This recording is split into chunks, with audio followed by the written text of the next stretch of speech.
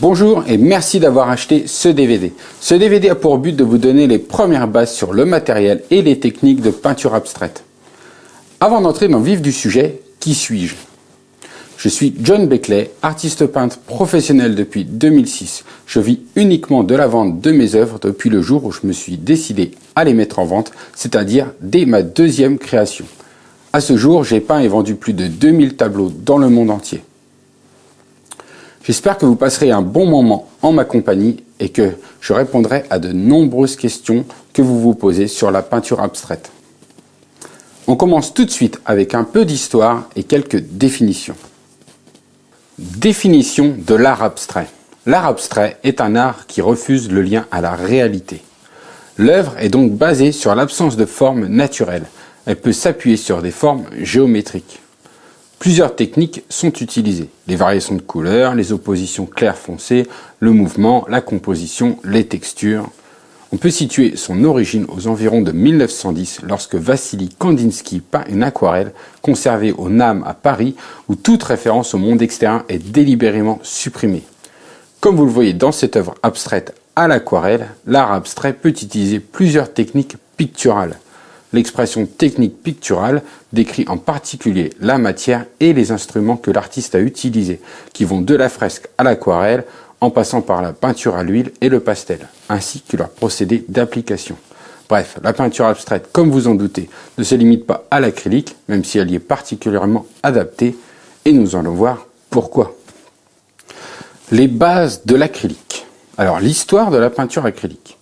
Avant de commencer, faisons un peu d'histoire et revenons sur l'invention de la peinture acrylique. Les premières peintures synthétiques sont apparues au milieu des années 1930 à New York. Elles étaient destinées à l'industrie automobile et au bâtiment. Des artistes tels que Charles Pollock les utiliseront dès le début.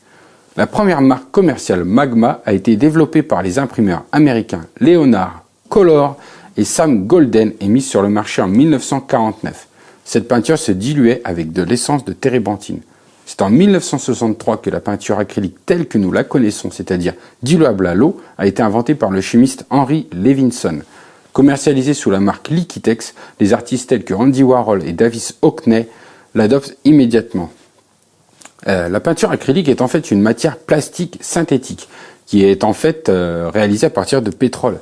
La peinture acrylique est en fait une peinture à base de résine acrylique. C'est pour cette raison qu'une fois sèche, la peinture durcit et devient résistante et élastique comme du plastique. Alors, sa composition.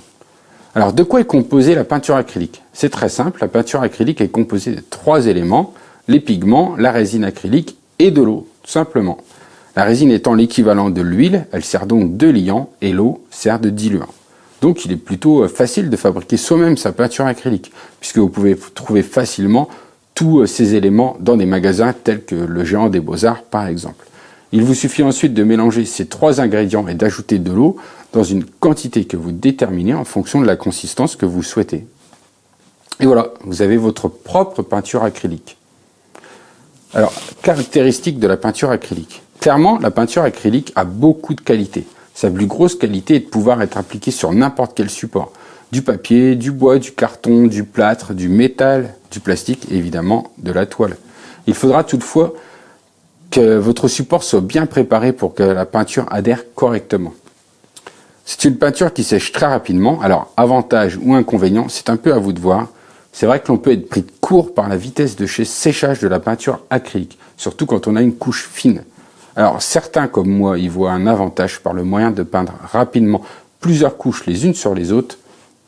Et il m'arrive d'ailleurs même souvent d'accélérer le séchage de ma couche de peinture avec un sèche-cheveux ou même un décapeur thermique. Par contre, pour certains travaux de peinture, lorsque je peins un portrait, je préfère utiliser de la peinture à l'huile. Le temps de séchage plus lent me permet de travailler dans le frais et de peaufiner mon travail bien plus facilement qu'à l'acrylique. Dans tous les cas, je vous recommanderais d'essayer un jour la peinture à l'huile. C'est toujours très intéressant. Elle a vraiment, elle aussi, de grandes qualités. Elle peut être, par exemple, un avantage quand vous débutez et que la peinture acrylique sèche trop vite pour vous. Grâce à ça, vous gagnerez du temps. Une autre solution, évidemment, peut être d'utiliser des retardateurs de séchage dans votre peinture acrylique. La peinture acrylique est permanente, c'est-à-dire que vous ne pouvez pas la rediluer une fois qu'elle est sèche. C'est pratiquement impossible de l'enlever.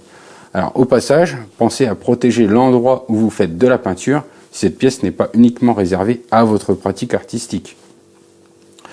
La peinture acrylique a tendance à pâlir et à se matifier légèrement lorsqu'elle sèche. Alors une des astuces pour garder cette brillance, si c'est ce que vous recherchez, est d'ajouter un médium brillant que vous mélangez avec votre peinture avant de l'utiliser, ou bien de vernir votre peinture au final avec un vernis brillant. Personnellement, j'aime plutôt le fait que la peinture acrylique soit un peu mate, car cela me permet de faire des photographies de mes œuvres dans des meilleures conditions qu'avec une peinture trop brillante. La peinture acrylique a comme autre avantage de proposer un très large choix de produits complémentaires, comme des peintures métallisées, fluorescentes, phosphorescentes, et une multitude de médiums, de pâtes de texture, de retardateurs, de séchage, etc., multipliant de ce fait vos possibilités d'expression. Utilisation de la peinture acrylique. De par ses caractéristiques, la peinture acrylique vous offre énormément de possibilités. Vous pouvez par exemple l'utiliser en aplat avec des couleurs que vous utiliserez directement sur du tube, la travailler au couteau et faire des grosses couches de peinture. Chose au passage impossible avec de la peinture à l'huile car elle ne pourrait jamais sécher, ou encore par projection en diluant avec de l'eau comme je le fais très souvent, comme le faisait à sa manière le très célèbre Jackson Pollock. Alors n'hésitez pas que la peinture acrylique, c'est une peinture très ouverte. Toutes les couleurs, les médiums peuvent se mélanger ensemble, quelle que soit la marque.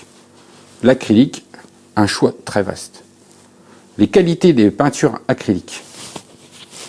Vous avez à votre disposition un très vaste choix. La peinture acrylique est disponible en tube, en pot, en qualité fine, en qualité extra fine.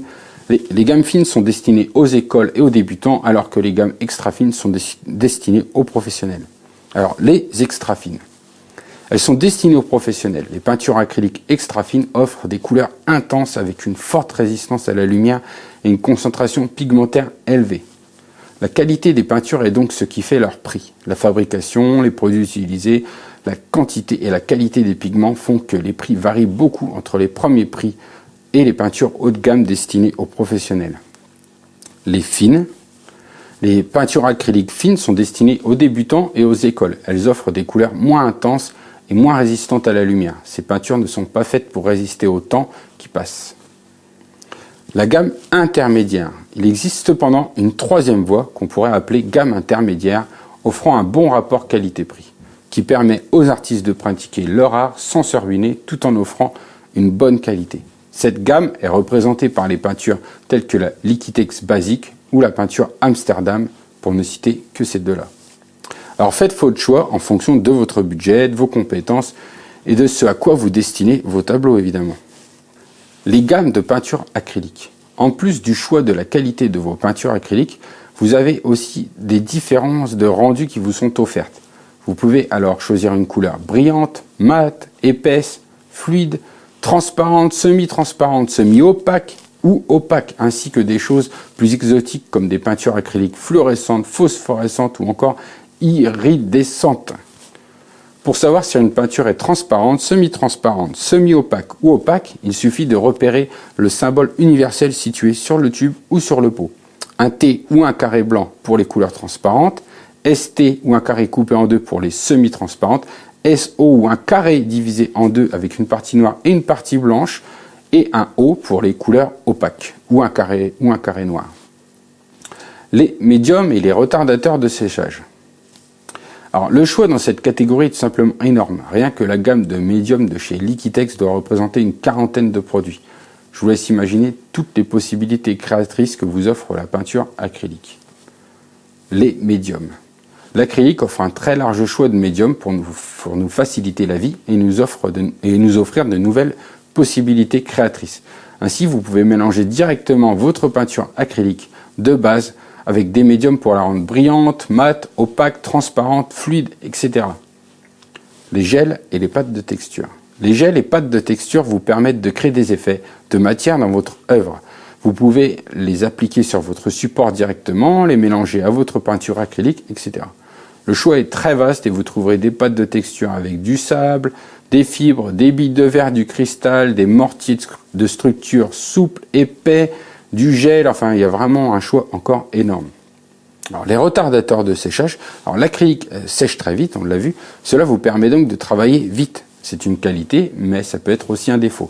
Alors, si vous souhaitez travailler dans le frais plus longtemps, c'est-à-dire avec une peinture qui n'est pas sèche, vous pouvez utiliser un retardateur de séchage. Une fois mélangé à votre peinture, dans une proportion d'environ 10%, il retardera considérablement le temps de séchage. Il existe depuis quelques années une nouvelle peinture chez Golden, la Golden Open. C'est une peinture de très haute qualité avec une superbe brillance. Elle possède un temps de séchage de 5 à 10 fois supérieur aux peintures acryliques standards. Le temps de travail variera donc avec l'épaisseur de la couche de la peinture. Les supports pour la peinture acrylique. La peinture acrylique offre l'avantage de pouvoir être appliquée sur tout type de support. Le papier, le carton, le bois, le plastique, le textile, le ciment, le métal, etc. La seule condition est que votre support ne soit pas trop gras ou trop lisse.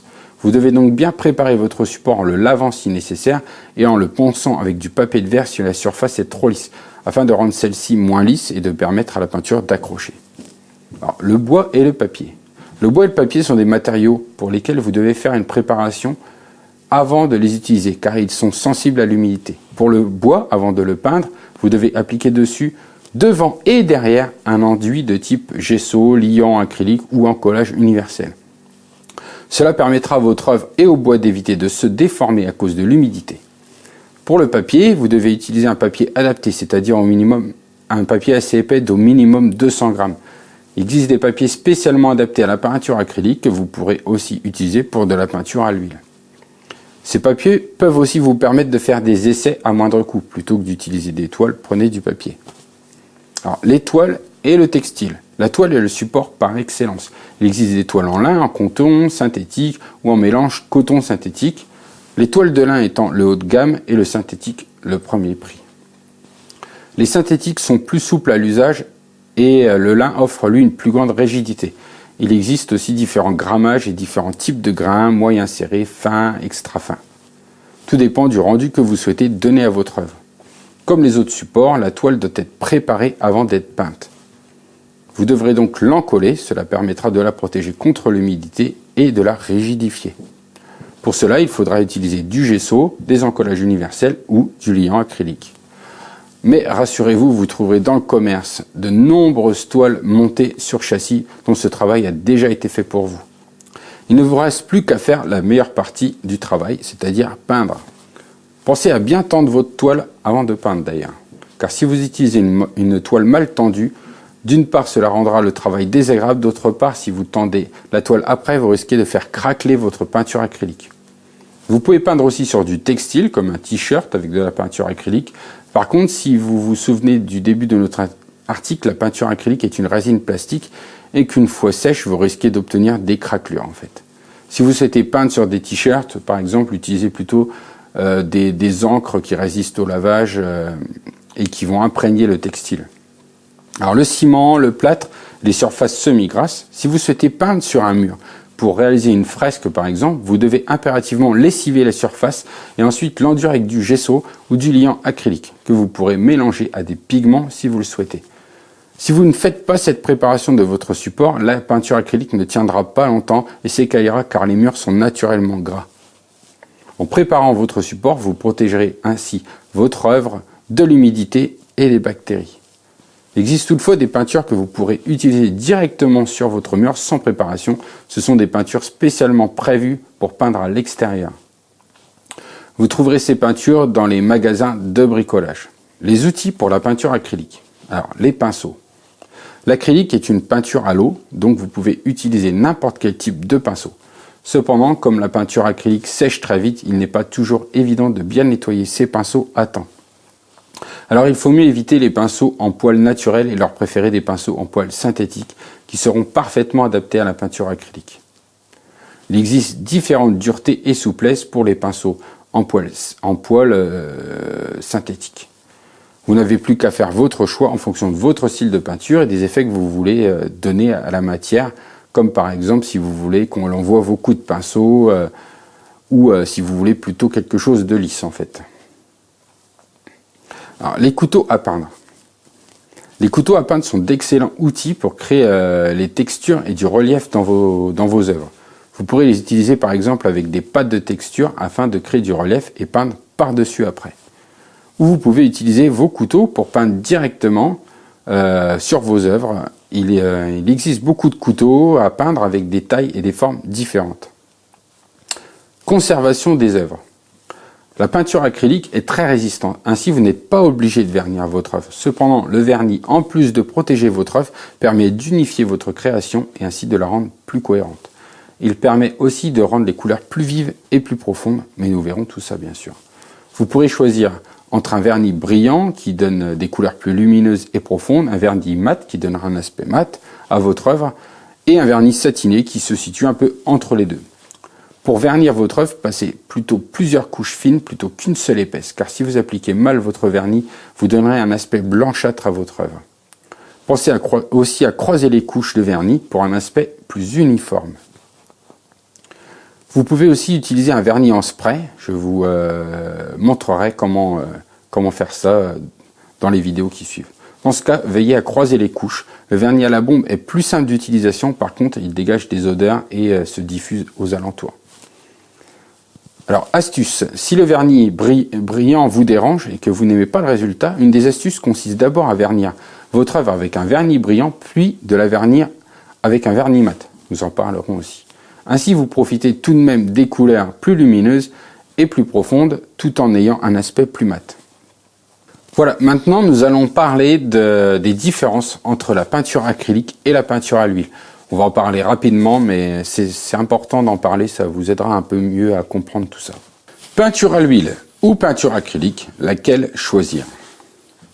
Dans le monde de l'art, du fait de son antériorité et parce qu'elle a été utilisée par des artistes connus au fil des siècles, il y a une sorte de prime qui donne une valeur supérieure aux yeux des galeries et amateurs d'art à la peinture à l'huile. Maintenant, cette idée commence quand même à disparaître et de nouveaux artistes qui cartonnent ne peignent qu'à la peinture acrylique. Alors, la différence entre la peinture acrylique et la peinture à l'huile. Avant de voir quelle est la meilleure des deux peintures et laquelle vous correspondra le mieux, faisons un bref rappel des caractéristiques de chacune de ces peintures. La peinture à l'huile est une peinture qui sèche très lentement. Elle est fabriquée par un mélange d'huile et de pigments. La peinture à l'huile est la méthode traditionnelle utilisée par des milliers d'artistes célèbres depuis des siècles. Mais avant de continuer, rectifions d'abord un point important. Une peinture à l'huile ne sèche pas, elle cicative. Un séchage est le résultat d'une évaporation. Or, avec l'huile, c'est l'inverse qui se produit, puisque c'est l'oxygène de l'air qui pénètre dans la pâte picturale, ce qui provoque son durcissement et l'augmentation de son poids et de son volume. Alors vous allez me dire que c'est un détail, mais non, car dans la peinture à l'huile, il y a des règles à respecter, comme la règle du gras sur maigre. La peinture à l'huile peut prendre des semaines, voire des années à sécher. Alors je dis quand même sécher pour qu'on se comprenne bien, même si je viens de vous dire qu'elle cicative. Voire même donc ne jamais sécher si la couche est trop épaisse. Cet avantage est à la fois un avantage et un inconvénient, car il permet aux artistes de travailler leur œuvre plus longtemps sur plusieurs sessions.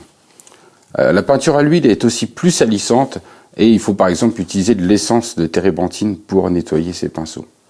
Alors clairement, l'avantage, c'est le temps de séchage plus lent qui permet de travailler sur plusieurs jours ces tableaux sans que la peinture soit sèche. Alors maintenant, qu'est-ce que la peinture acrylique? La peinture acrylique est une peinture beaucoup plus récente que la peinture à l'huile, puisqu'elle a été commercialisée dans les années 60. C'est une peinture qui sèche très rapidement, de quelques minutes pour les couches fines à quelques jours pour les couches très épaisses. Elle est constituée de pigments qui sont mélangés d'une résine acrylique obtenue à partir de produits pétroliers. Le gros avantage est que la peinture acrylique est diluable avec de l'eau, ce qui la rend très pratique à utiliser aux yeux des artistes. Lorsqu'elle est sèche, la peinture acrylique devient résistante à l'eau. Alors, les avantages, c'est que le séchage est très rapide et il n'y a pas besoin de produits chimiques pour diluer la peinture. Alors, qu'est-ce qu'il faut mieux utiliser quand on débute?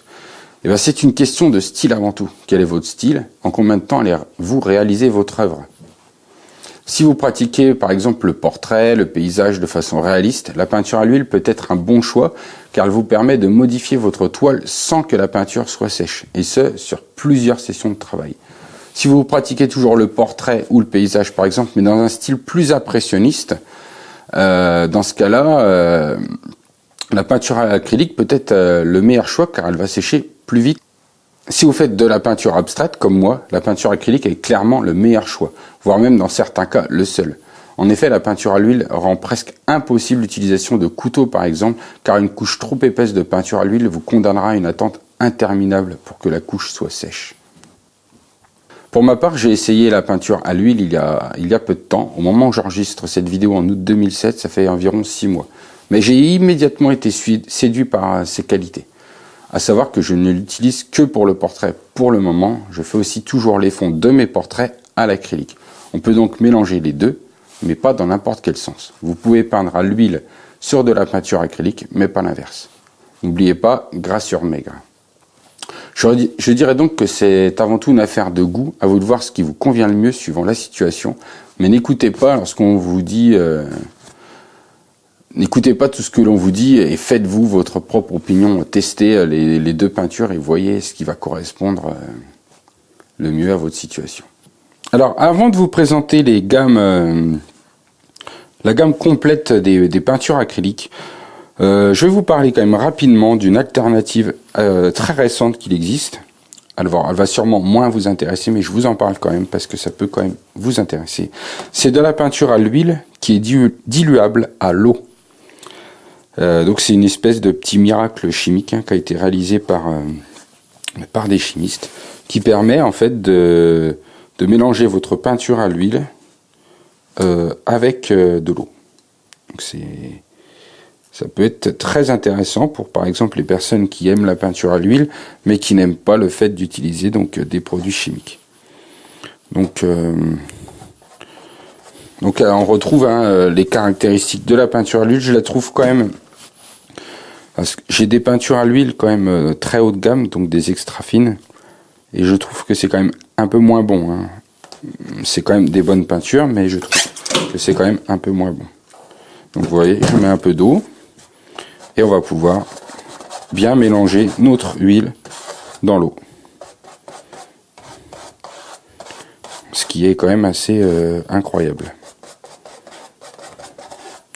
Voilà une alternative donc qui pourrait être intéressante pour les personnes qui ne veulent pas utiliser de peinture à l'huile à cause du problème donc des produits chimiques. Donc là on se retrouve avec quelque chose qui est sûrement encore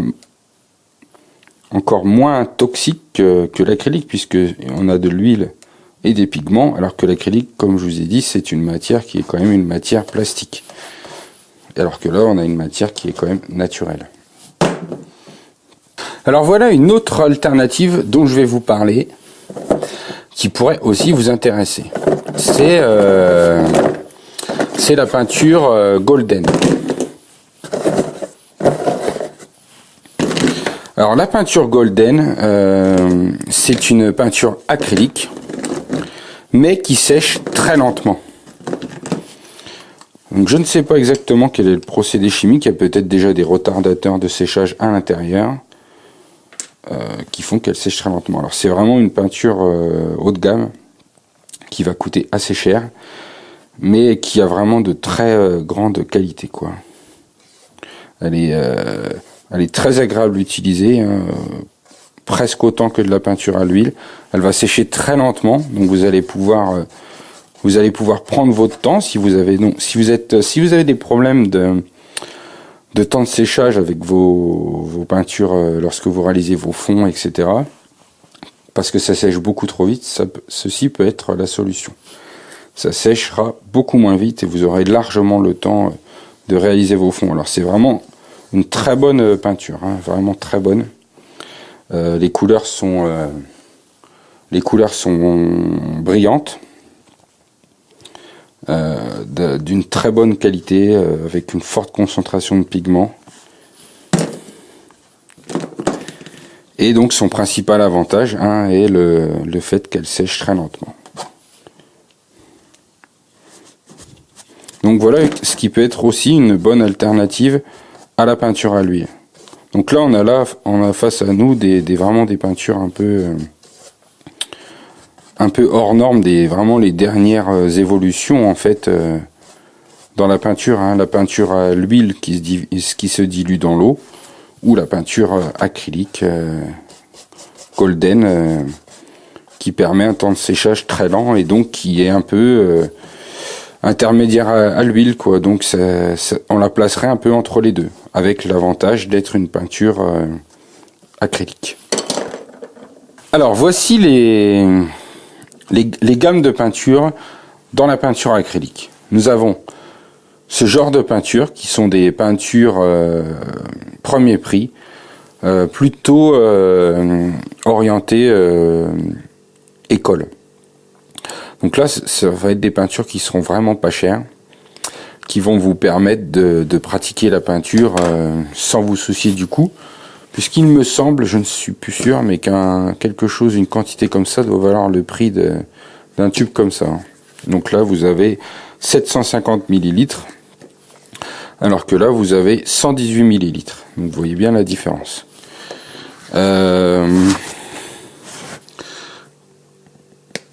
Ce sont donc des peintures, vous voyez, elles sont cassantes. Là, j'en ai qui sèchent, elles sont cassantes, elles sont beaucoup moins élastiques. Voilà, on voit bien, c'est cassant.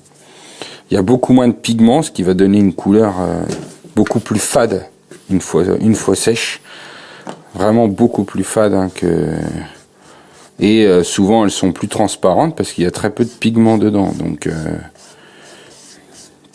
ce qui fait que on va se retrouver avec une peinture je vous dis de vraiment moins bonne qualité. Ensuite, on a ce qui va nous intéresser dans la plupart des cas, ce qu'on appelle un peu, ce qu'on pourrait appeler une gamme. Donc ça, j'ai oublié de vous dire que ça, c'est ce qu'on va appeler une acrylique fine. Et celle-ci une extra fine, et ça, ça va être un peu un entre-deux, une qualité un peu intermédiaire, avec vraiment un très bon rapport qualité-prix. Qui va nous permettre, nous, artistes, de peindre la plupart de nos œuvres pour un prix raisonnable. Ce sont donc cette fois des peintures tout à fait qualitatives qu'on va pouvoir utiliser donc dans nos œuvres. Le résultat, une fois sec, sera bien plus beau qu'avec ces peintures-là.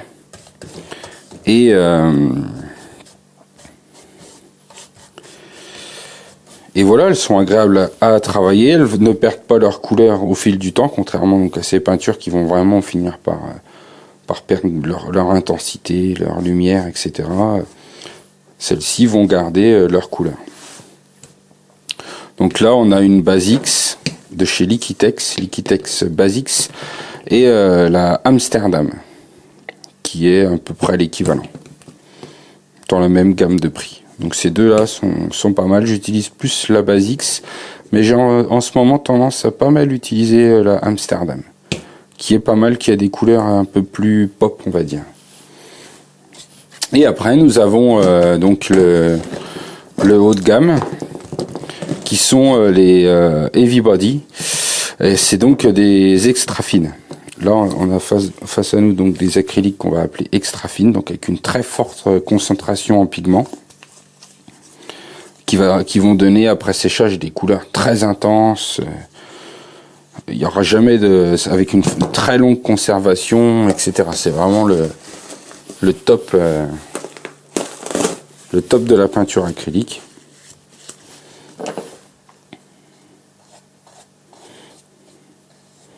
Elles sont assez épaisses, alors ça ressemble un peu aux qualités de la peinture à l'huile en fait, mais à l'acrylique.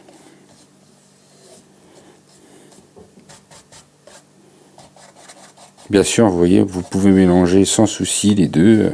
Vous pouvez très bien peindre un fond avec... bon, ça personnellement, je vous conseillerais pas trop d'utiliser ça, à part si vous débutez totalement.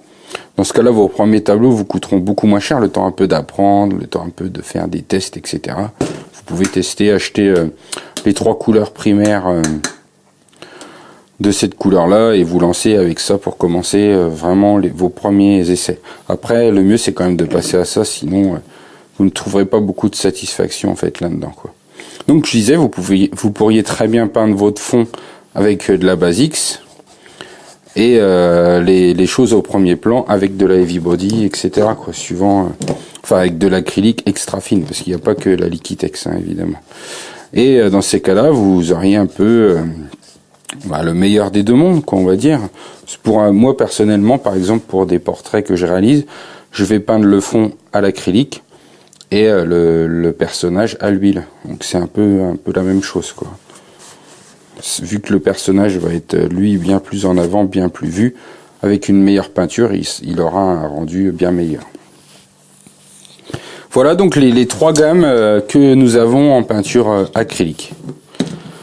La fine, l'extra fine et une gamme intermédiaire qui est la gamme la plus utilisée. J'ai vu donc dernièrement dans une vidéo un artiste très célèbre qui utilise par exemple je crois que c'était de l'Amsterdam pour son tableau en entier. C'est des œuvres qui vont être vendues 40 000 €. Donc vous voyez, bon, personnellement, si je vendais mes tableaux à ce prix-là, je passerais quand même plutôt sur de l'acrylique haut de gamme, quoi. Histoire de vraiment donner au client quelque chose de parfait, quoi. Mais voilà, donc voilà l'ensemble des gammes de peinture à l'acrylique. Vous n'avez plus qu'à faire votre choix.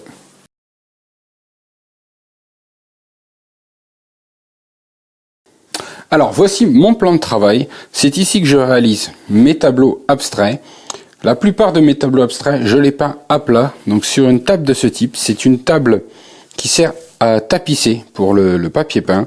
Alors ce qu'il y a de bien avec cette table, c'est qu'elle est à la bonne hauteur pour moi, mais en général, je pense que c'est une hauteur qui doit être à peu près bien pour tout le monde.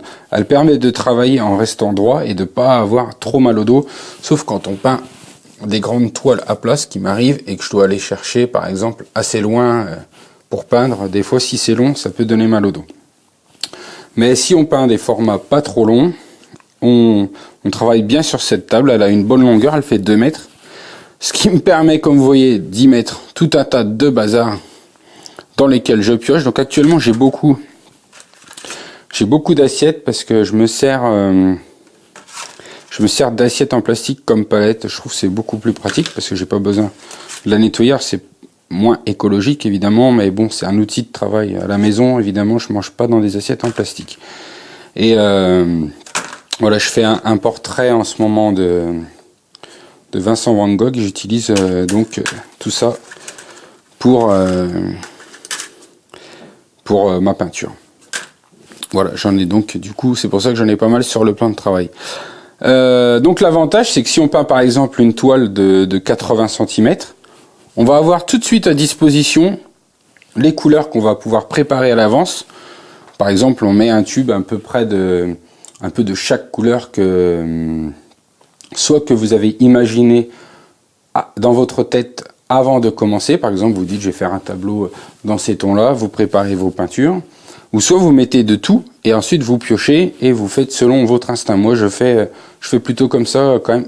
Très souvent je peins à l'instinct. Donc je vais avoir de tout un tas de couleurs là-dessous. Il y a de toutes les couleurs, hein. C'est vrai qu'on les voit pas trop avec les assiettes. Et donc j'ai de l'eau, mais on en parlera évidemment, hein. Une autre bouteille. Et voilà, tout un tas de couleurs. Je pense toutes les couleurs, et si jamais il m'en manque une, je vais la chercher juste à côté, où j'ai encore tout un tas de tubes posés sur une étagère ou rangés dans des tiroirs. Voilà, vous voyez, j'ai vraiment pratiquement toutes les couleurs à disposition directement de la main, ce qui permet d'avoir de pas casser le feeling en fait quand on peint, de pouvoir réagir tout de suite, parce que des fois l'idée vient. Et si on doit chercher quelque chose, hop, elle peut s'envoler. Et ah mince, je pensais à quoi, etc. Tout ça, ça peut disparaître. Et on peut se retrouver du coup à perdre son idée, qui aurait pu être une superbe idée, quoi. Donc voilà comment je peins à plat. Alors pourquoi à plat? Eh ben on va le voir après. Pourquoi à plat, puisqu'on va déjà avant parler de chevalet. Alors avant de parler des chevalets, nous allons parler de l'éclairage, parce qu'en fait la lumière, elle compte beaucoup lorsque vous peignez, parce que elle va vous donner les vraies couleurs que vous allez peindre. Et vos yeux et votre cerveau, c'est des machines ultra puissantes. Elles voient Enfin, ça fonctionne à la perfection, quoi. Et si la lumière n'est pas parfaite, vous ne verrez pas les mêmes couleurs que lorsque vous allez terminer votre œuvre et l'afficher au plein jour. Donc si par exemple vous avez des lumières, vous voyez j'ai des lumières blanches qui ont une température, ce qu'on appelle la température, c'est en fait la couleur un peu. Donc la couleur blanche est aux environs de 5600 Kelvin. Si j'avais des lumières jaunes par exemple, de type un peu ce qu'on met plutôt dans une maison, parce que c'est vrai que le blanc c'est un peu froid, donc on met plutôt des lumières un peu jaunes, et ben ça va modifier mes couleurs. Et donc on va voir les couleurs d'une autre façon. Et ce qu'on va faire dans notre tête ne sera pas en fait ce qu'on aura fait au final. Puisque on va faire, notre cerveau va se dire tiens, je voudrais mettre une pointe de bleu à tel endroit, mais on va donc peut-être par exemple fabriquer un bleu précis qu'on aura vu sous du jaune, et donc au final ça ne sera pas le bleu qu'on avait vraiment imaginé. Voilà pourquoi il faut des lumières blanches et neutres, naturelles, mais il y a d'autres choses importantes. Avoir une bonne dose de lumière va vous permettre aussi de travailler confortablement, sans forcer évidemment sur vos yeux.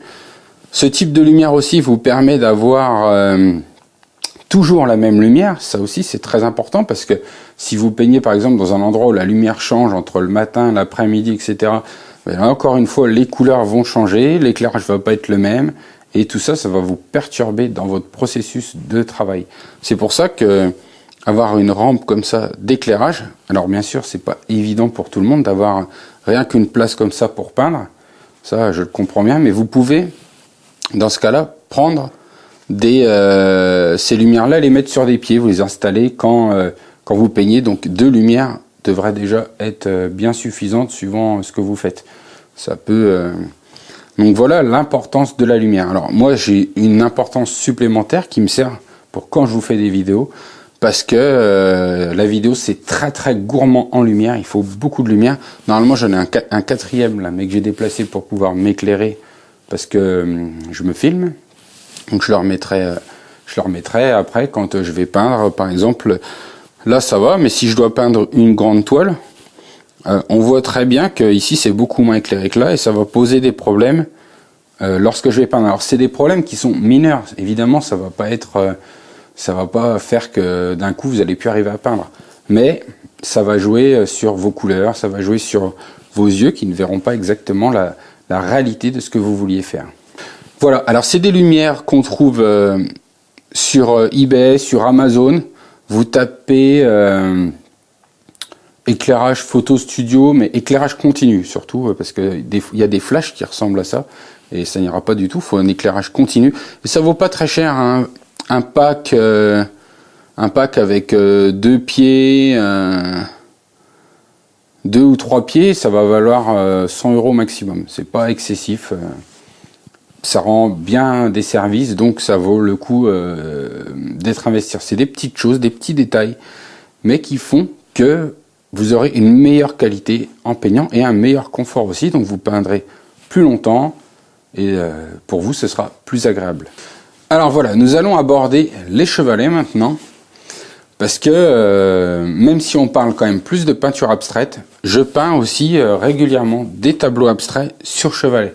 Ça a certains avantages. Par exemple, si on veut faire des coulures, forcément c'est beaucoup plus simple, puisqu'elles vont couler toutes seules, et elles vont couler dans le sens vers le sol. Donc ça permet d'avoir des couleurs bien droites, etc. Voilà par exemple une première chose. Si on va peindre par exemple avec de la peinture ou au couteau, avec une peinture donc qui va être ferme, parce que si elle est liquide, évidemment tout va couler. L'avantage qu'on a à peindre avec un chevalet, c'est qu'on peut reculer et voir en fait ce que l'on fait de loin. Et ça change beaucoup les choses, parce ça permet de visualiser les couleurs qu'on a posées dans l'ensemble, et de se dire plus facilement, tiens, ici je voudrais accentuer, ici je voudrais faire ceci, ici je voudrais faire cela. Voilà la chose en fait, la principale différence qu'on va avoir entre la peinture sur une table et sur un chevalet. On va pouvoir reculer. Bon, par contre, évidemment, tout ce qui est triptyque et quadriptyque, c'est impossible. C'est pour ça qu'on est obligé de faire ça sur une table. et on est un peu bloqué par le recul. Alors ce que je fais, c'est que des fois je recule, je me mets comme ça ou je me mets comme ça pour essayer d'avoir un peu un rendu de loin et pouvoir mieux voir quoi faire, quoi accentuer, comment mettre en valeur tel élément. Voilà le principal avantage du chevalet. Après, c'est agréable aussi des fois de peindre debout, ou même, moi j'ai un fauteuil, je ne sais pas si vous le voyez de cet angle, et donc on peut peindre assis, on peut baisser, monter la hauteur du chevalet. Donc par exemple, ce tableau, des fois je l'ai peint assis, des fois je le peins debout, ça dépend un peu de ce que je veux faire. Bon là, c'est pas du tout un tableau abstrait. Je fais quand même la grande majorité de mes tableaux abstraits à plat, hein. Mais ça m'arrive donc de peindre sur chevalet quand j'ai plutôt des formats, une seule toile, ça m'arrive. C'est assez agréable. Il y a des choses qui vont être plus dures, hein. Les coups de spatule, tout ça, j'admets que je préfère faire ça sur la table. Je trouve ça un peu plus simple, un peu plus naturel. Dans le mouvement, on arrive plus facilement à faire comme ça que comme ça. On sent tout de suite un peu, par exemple, une tension un peu dans le bras. C'est des mouvements qui vont être un peu plus compliqués. Je pense que naturellement, il y a des choses qu'on arrivera mieux à faire à plat que debout, mais donc je vous dis, suivant, par exemple, on peut utiliser les deux. On peut très bien commencer par faire un fond qui va être rempli de coulures et passer ensuite sur la table pour ajouter d'autres éléments, etc. Vous voyez, ça se complète parfaitement, quoi. Donc celui-là, c'est un chevalet, je sais pas un peu comment dire, un chevalet de studio, un chevalet d'atelier, donc bien solide, bien stable, qui permet d'y aller. On peut vraiment, on peut y aller franco. Il va pas bouger, quoi. Il va pas. Je crois qu'il vaut environ 150 € sur le Géant des Beaux-Arts, donc c'est pas trop cher. Il est réglable en hauteur. On peut faire des toiles jusque 2 mètres de haut. Et on peut donc ranger ici, on peut ranger les pinceaux, etc. C'est donc un chevalet vraiment bien pratique et un bon produit, je trouve, pour le prix, quoi. Après, j'en ai un autre, comme ça, que mon père m'avait offert pour un anniversaire et que j'ai peu utilisé parce que, voilà, ça va pas. C'est bien pour des petits tableaux, plutôt des petits portraits, des petits paysages, des petites natures mortes et tout. Là, ça va être super parce qu'on va pouvoir même le régler bas, le régler pour pouvoir peindre assis de façon agréable. Donc il me servira sûrement un peu plus tard. Mais on peut pas peindre des grandes toiles et tout. C'est vraiment pas adapté à ce que je peins actuellement, quoi. Donc vraiment, si vous faites par exemple, par contre, tout ce qui va être délicat, ce sera très bien. Ça vaut donc bien moins cher qu'un gros chevalet comme ça. Et surtout, évidemment, c'est transportable, hein. Là où vous voulez, vous pouvez aller peindre dehors, vous pouvez aller peindre, alors que ça, on peut pas le transporter, quoi. Voilà, je pense que nous avons fait le tour des chevalets. Vous pouvez trouver facilement d'autres infos si vous en avez besoin, mais je pense qu'on a à peu près tout dit, hein. C'est pas un sujet très passionnant ni très complexe. Alors on va passer maintenant au séchage des œuvres. Je vais vous montrer comment je suis organisé pour faire sécher mes œuvres. Vous allez voir, il n'y a rien de très sorcier, mais j'ai quand même une organisation assez bien pensée qui me permet surtout de tenir un rythme en fait élevé. Parce que les tableaux que je fais, ils sont grands, ils prennent de la place, et par exemple des fois au moment des fêtes de fin d'année, j'ai beaucoup de commandes, et là il me faut vraiment une place adaptée à ça. Alors voilà derrière moi l'endroit où je fais sécher mes tableaux. Donc vous voyez, j'ai beaucoup de place, beaucoup d'étagères qui me permettent donc de faire beaucoup de tableaux en même temps.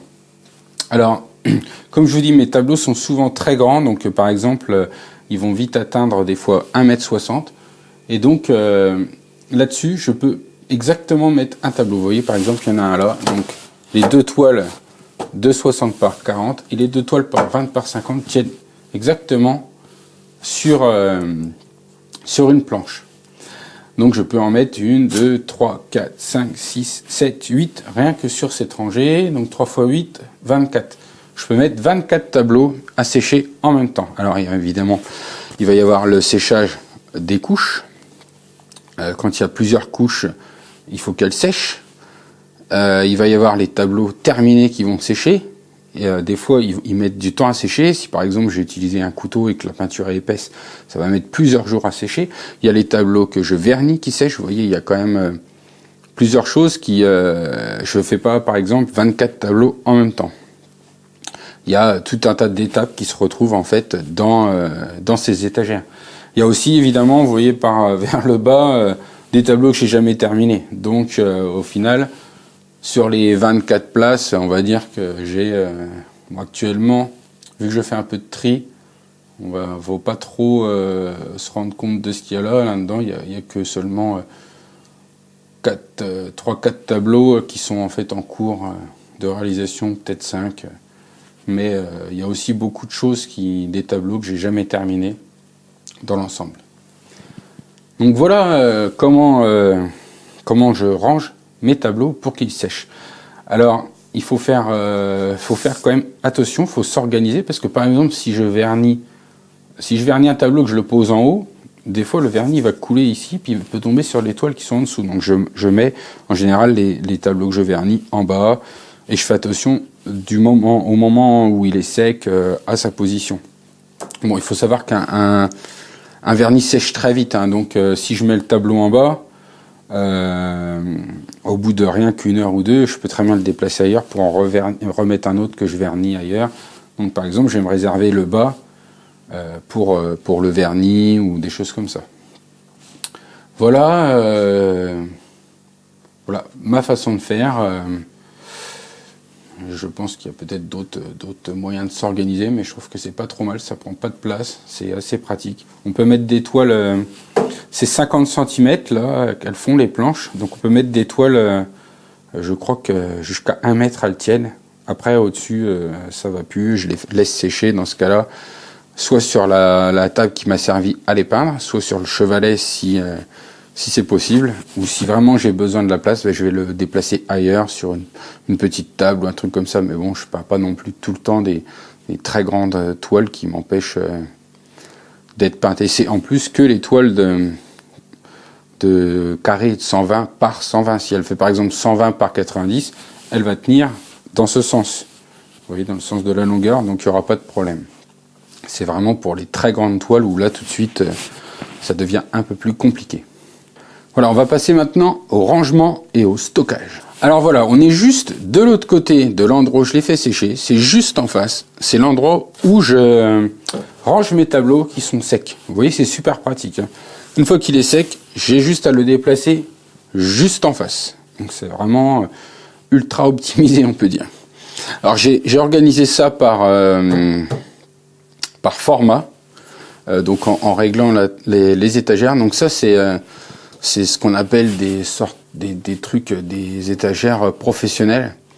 C'est 150 kg, il me semble, on peut mettre 150 kg par rang. J'ai voulu un truc, des étagères ultra solides, parce qu'avant j'avais des étagères de supermarché, là, des trucs en métal qui tenaient pas, qui se tordaient, enfin c'était horrible. Donc j'ai acheté ça vaut quand même assez cher, mais ça dure toute une vie, quoi. Donc l'investissement, je trouve qu'il en vaut le coup. J'ai jamais regretté d'avoir acheté ça. Je pense qu'il y en a pour peut-être 800 ou 1000 euros. Je sais pas exactement, mais dans ces prix-là, je pense. Hein.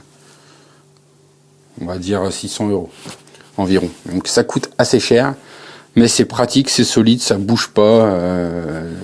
Jamais votre étagère va tomber et va abîmer une toile. Hein, si vous avez un tableau que vous vendez 400-500 euros, puis qui tombe par terre, qui se retrouve avec un trou, vous avez déjà payé le prix, quasiment le prix de l'étagère, ou on va dire la moitié du prix. Donc vous voyez qu'il faut quand même des fois aussi penser à ce genre de choses. Donc voilà, c'est organisé, je vous disais, par taille. Actuellement, comme je vous disais aussi, je suis en plein tri. Donc ce que vous voyez derrière, est-ce que vous voyez bien? Oui. Hop, j'ai un retour en fait je vois ce que je filme, ça me permet de savoir si je suis bien cadré. Donc j'ai plein d'autres endroits, il y a Il y a 3 places. Avant, j'avais 4 places, mais j'ai repris une étagère pour remettre du matériel de peinture là où je peins sur chevalet. Je trouvais que c'était plus pratique de séparer en deux mon matériel pour pouvoir aller piocher sans être gêné, puis gagner un peu de temps et encore une fois de ne pas perdre l'élan. Donc j'ai 3 emplacements pour donc des tableaux qui font des toiles qui font 60 par 40, des 40 par 40, ici des 50 par 50, 50 par 50, puis par ici dans l'autre sens je mets les 50 par 70. Tout en bas là-bas c'est spécial pour les 80 par 80.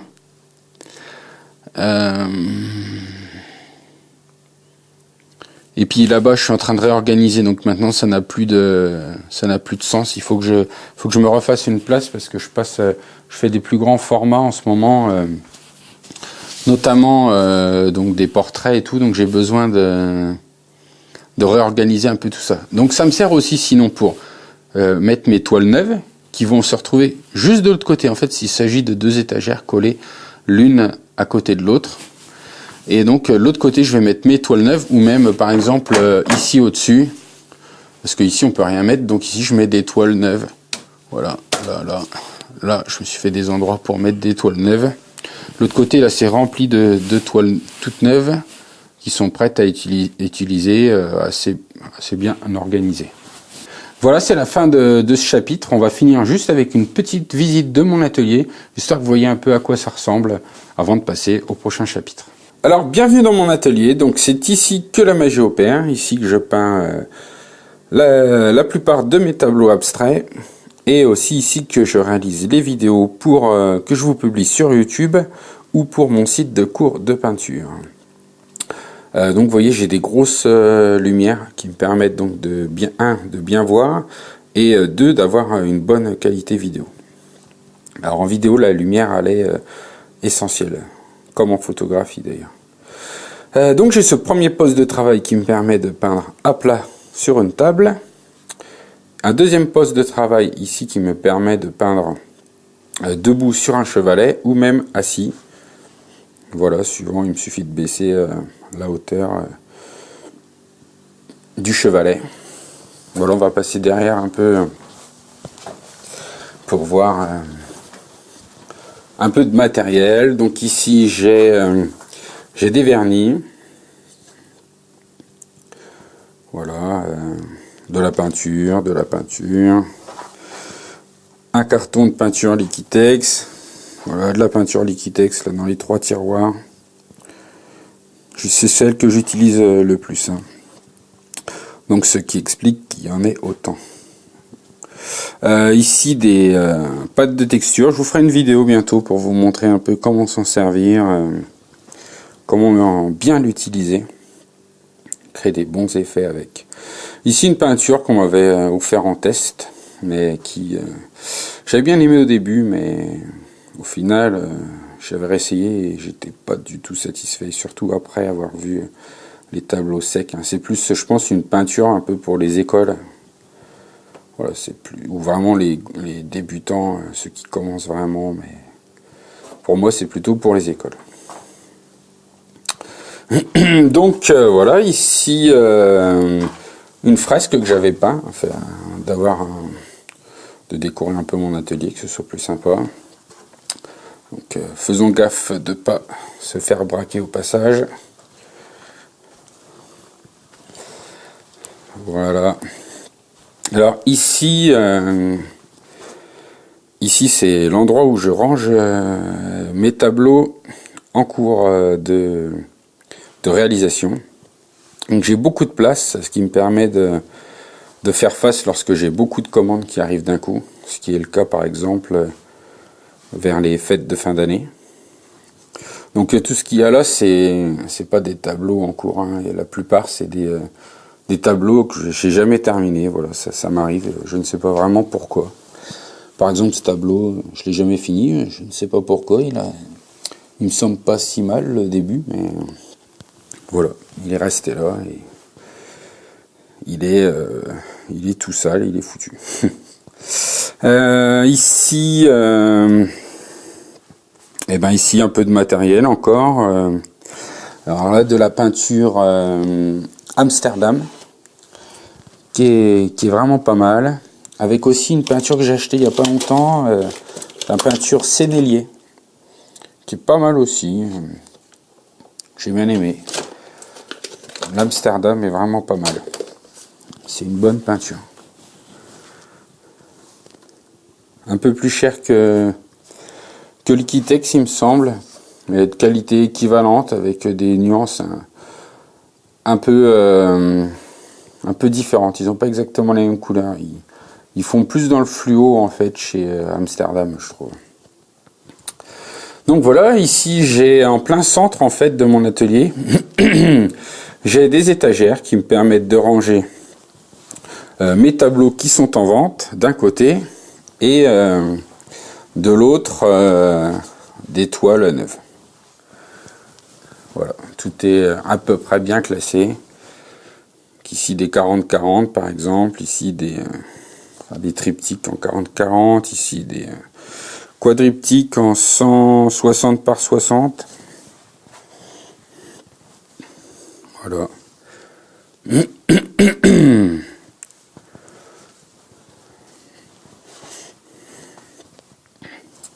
Voilà, ici derrière j'ai mon petit studio d'enregistrement, mais que je n'utilise plus trop en ce moment, j'ai pas trop le temps. Voilà, ici un petit endroit pour faire de la photo. Donc ça c'était pour prendre mes enfants en photo. La barre me sert aussi à accrocher donc un fond vert si je veux faire de la vidéo sur un fond vert. Voilà quoi. Donc c'est un petit coin vidéo, photo vidéo. Voilà, ici une série de tableaux que je garde, des vieux tableaux. Tout ça doit dater de 2008. En 2008, j'ai peint plein de tableaux dans ce style-là. J'en ai gardé quelques-uns qui j'aimais bien et que je trouve qu'ils n'étaient pas assez aboutis, et donc je les ai gardés. De temps en temps, ils me rappellent, tiens, il faudrait que tu refasses un truc dans ce style. Donc c'est bien, je trouve qu'il soit là. Voilà, Jimi Hendrix.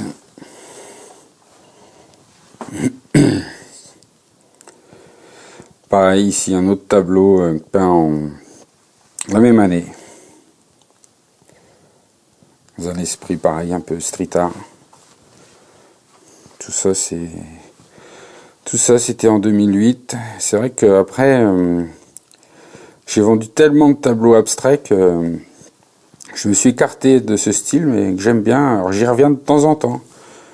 Mais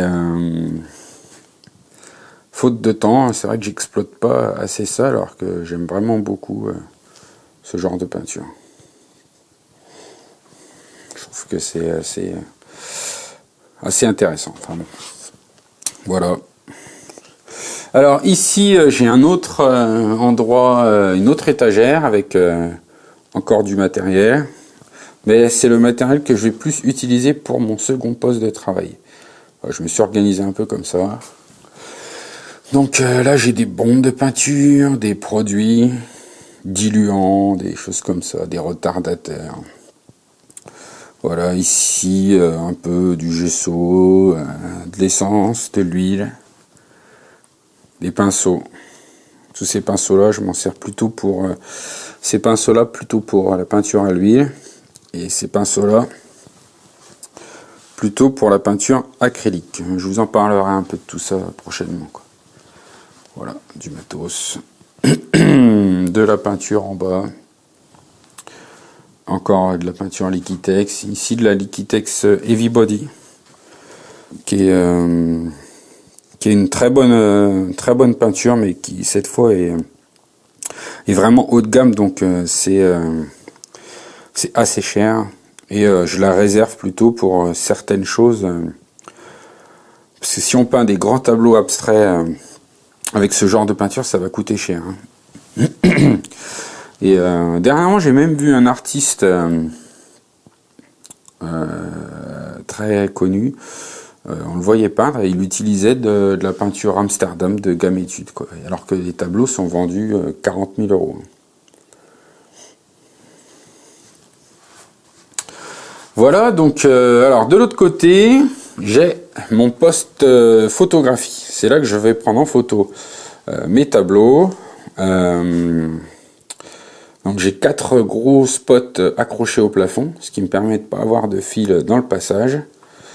Et voilà, je prends mes photos ici pour les publier donc sur mon site. Donc ici un gros chat que j'ai peint il n'y a pas très longtemps. Un tableau de mon fils qu'il faut que je finisse. Et puis d'autres tableaux. Pareil, tout ça, ça date à peu près de la même époque que ceux qui sont là-bas.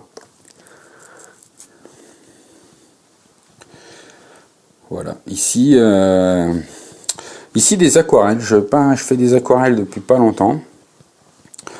Alors, je me débrouille bien mieux en portrait que en paysage. Je ne sais pas pourquoi, mais j'ai un peu de mal avec les paysages, alors que le portrait, je trouve que je me suis bien débrouillé assez rapidement. Voilà, allez savoir pourquoi. Voilà, voilà. Alors je profite aussi de cette vidéo pour vous dire que je tourne actuellement pas mal de nouvelles vidéos que je vous proposerai très prochainement sur YouTube. Donc voilà, plein de vidéos pour vous expliquer les bases de la peinture. Des petites vidéos assez ludiques. J'espère qu'elles vous plairont, qu'elles vous aideront à progresser dans la peinture. Donc voilà, on a fait le tour de mon atelier. Vous voyez un peu l'environnement dans lequel je peins. Donc c'est une surface assez grande, c'est le plus grand atelier que j'ai actuellement. Il doit faire environ 100 mètres carrés. Donc c'est dans le sous-sol de ma maison. Il me reste encore plein de place, pas en arrière, mais j'ai pas eu le droit de prendre tout le sous-sol rien que pour moi. Donc on a fait moitié-moitié environ. Voilà, j'espère que le prochain, comme je vous disais, aura un big plafond et un genre 4 ou 5 mètres et 300 mètres carrés au sol, ça me plairait pas mal. Histoire d'avoir plein de place. J'aimerais bien me mettre une petite rampe de skate en souvenir de ma jeunesse pour faire un peu de sport. Alors bienvenue dans ce nouveau chapitre où nous allons parler de matériel. Nous allons commencer tout de suite par les pinceaux. Alors voici l'ensemble de mes pinceaux. Donc j'en utilise certains uniquement pour l'acrylique, d'autres uniquement pour l'huile et certains pour les deux. Alors donc voilà. Par exemple j'ai des petits nouveaux là. J'ai racheté ça et ça il y a quelques jours. Parce qu'en fait, la peinture est gourmande en pinceau. Hein. Vous voyez par exemple ces deux-là qui sont les mêmes pinceaux. On voit que les poils ont bien diminué. Mais du coup, ça transforme le pinceau en un autre pinceau. C'est ça qui est bien, je trouve, avec les pinceaux. C'est que maintenant, ce pinceau, je vais l'utiliser d'une autre façon que celui-là que je viens de racheter. Il va me permettre de faire des choses que je ne pourrais pas faire avec celui-ci, parce que d'avoir des poils tout courts comme ça va me donner une précision que je n'aurais pas avec celui-là, dont les poils vont par exemple s'écraser. C'est pour ça que c'est bien de garder ces pinceaux et de pas forcément les jeter, ils vont trouver tout de suite une autre utilité en fait. Donc pareil entre les deux là, qui sont les mêmes pinceau, je m'en sers un peu moins, donc il s'est un peu usé un peu moins vite, mais c'est la même chose. Alors on va tout de suite commencer quand même par le principal, ce qui va je pense le plus vous intéresser, c'est les pinceaux qui me servent pour l'acrylique, et on va même commencer tout de suite par mes pinceaux préférés, ceux que je préfère actuellement. Parce qu'on change au fil du temps. Évidemment, avant j'utilisais beaucoup de pinceaux de type bricolage, des énormes pinceaux, et plus maintenant. Alors, je ne saurais pas dire exactement pourquoi, mais Je pense que les goûts évoluent, le style évolue et on trouve d'autres choses qu'on aime bien. Et on trouve aussi des choses qui n'existaient pas avant parce que ça n'existe pas depuis très longtemps. Et c'est peut-être aussi ce genre de raison qui pourrait expliquer ce que je suis en train de vous dire. Alors donc ça, c'est mes pinceaux préférés actuellement. Il faudra d'ailleurs que je vois pour m'acheter un plus petit format, mais c'est vraiment mes tailles et mes pinceaux préférés. Donc c'est des Raphaël Textura synthétiques, hein, fait normalement, c'est là que ça va être intéressant, fait pour normalement pour les empattements. Les empattements, c'est quand on va prendre beaucoup de peinture et qu'on va par exemple l'étaler et laisser l'épaisseur, qu'on va voir la marque du pinceau à l'intérieur et tout, c'est ça qu'on appelle des empattements. Et alors moi je les utilise pas du tout comme ça parce que je sais pas, c'est comme ça quoi. Je les utilise pour tous mes fonds, enfin je les utilise d'ailleurs pour tout, même pour évidemment pour les empattements, mais j'utilise pour mes fonds qui devraient logiquement ne pas être faits avec ça puisqu'ils sont pas forcément faits pour.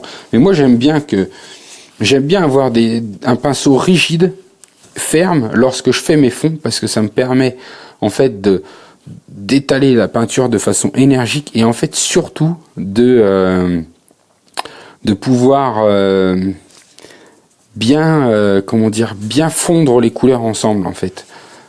Si on a un pinceau trop souple, je trouve que surtout que il y a plein de paramètres en fait dans ce que je vous dis qui rentrent en compte, c'est que l'acrylique ça sèche très vite. Ça vous avez dû vous en rendre compte si vous avez déjà fait de la peinture acrylique, ça sèche très vite et si en plus la couche est fine, alors là faut vraiment peindre rapidement. Et voilà pourquoi au fil du temps, en fait, on arrive à trouver des façons de peindre qui sont personnelles, parce que c'est ce chemin-là qu'on a suivi. Et donc moi, j'utilise des pinceaux rigides, ça d'ailleurs, je l'ai fait depuis le début, j'ai pratiquement toujours fait ça, pour faire mes fonds lorsque la couche est fine, parce que ça me permet d'avoir quelque chose de dynamique et de pouvoir étaler ma peinture super rapidement et de façon précise. Donc ça c'est mes pinceaux, je vous disais, préférés, Raphaël Textura, en 100 mm et 50 mm. Alors avant j'avais ceux-là, Maxicryl, j'en ai eu plusieurs, ils sont pas trop mal, il y a un point un peu commun, d'ailleurs de toute façon c'est la même marque, et c'est aussi des pinceaux pour l'acrylique, donc ou l'huile d'ailleurs, ils disent pas trop... Par contre, ils disent pas pour quel but ils l'ont créé, celui-là. Mais alors, le défaut énorme de ces pinceaux, j'en avais même en 100 mm, c'est qu'ils perdent leur poil. Et ils perdent beaucoup de poils. Donc, ils sont, pour moi, c'est inutilisable. J'avais la même chose donc pour vernir et c'était l'enfer. Je m'en suis débarrassé. Et j'ai gardé ceux-là parce que c'était neuf. Je les ai quand même gardés, quoi, mais je m'en sers jamais, quoi. Alors, autre pinceau d'ailleurs, je ne sais pas où est l'autre, je l'ai en deux tailles. C'est des Liquitex Freestyle. Ils sont super grands et très doux, en fait. Bien sûr, c'est pas non plus aussi doux que, hein, c'est pas de la martre, hein, comme ça par exemple, où là c'est vraiment très très doux. Mais c'est de la fibre synthétique et des pinceaux très doux qui permettent.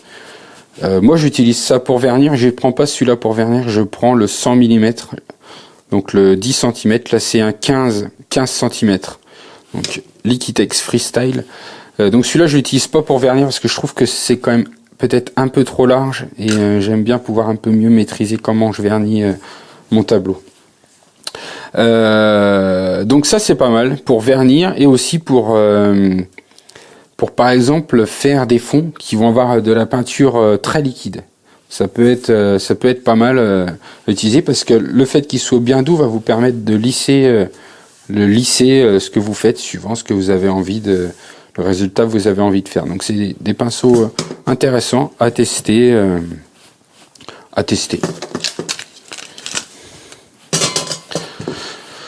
Voilà, on va passer les autres pinceaux en revue, mais plus rapidement parce que ça a moins d'intérêt pour vous. Tiens, au passage, j'ai aussi celui-là. Alors, c'est pas celui que je vous parlais, hein, mais c'est aussi un Liquitex Freestyle, mais là, c'est un 2,5 cm. Il est pas mal pour certaines choses. Ça vaut vraiment pas cher. Je sais plus, mais c'est pas cher. Donc, ce qui est intéressant, c'est, je l'ai pris parce que le manche est long. Et ça permet donc de peindre de plus loin. Vous voyez, d'avoir un recul juste grâce à la longueur du manche. Bon, par contre, évidemment, c'est pas ultra précis. Hein, c'est suivant le style que vous faites. Hein, évidemment, le pinceau s'adapte au style que vous faites. Vous imaginez bien la différence de précision entre ces deux pinceaux, par exemple. Donc d'ailleurs, je le remets avec les pinceaux pour l'acrylique. Alors voilà, donc sinon j'ai un peu de tout. Hein. Tout ça, ça va me servir beaucoup quand même en majorité pour l'huile, mais aussi pour l'acrylique, pour certaines choses dont j'ai besoin de précision quelquefois. Mais si vous avez déjà vu souvent mes tableaux, c'est pas forcément ce que je vais utiliser le plus. Hein. Ça va être en grande majorité des pinceaux qui vont me servir pour l'huile, donc avec souvent ça va être des poils naturels. Pareil pour ça doit être de la martre, je crois. Oui, c'est de la martre. Voilà, donc c'est très doux, ça permet d'avoir vraiment quelque chose de bien fini dans sa peinture. Donc je les utilise pour l'huile, mais vous pouvez les utiliser pour l'acrylique. Par contre, chose importante à savoir, si vous utilisez ça pour l'acrylique, il faut faire attention parce qu'il faut bien les laver, et l'acrylique ça sèche. Et après, c'est vraiment très difficile. Alors, ça va sécher. Ça va être facile de le nettoyer ici, mais ça va sécher à ce niveau-là, là, juste après, je sais plus comment ça s'appelle, la partie métallique. Et ça va se rigidifier petit à petit, et le pinceau va vraiment souffrir. Donc, c'est un peu le cas de celui-là. Hein, les poils là, celui-là, je l'ai depuis longtemps.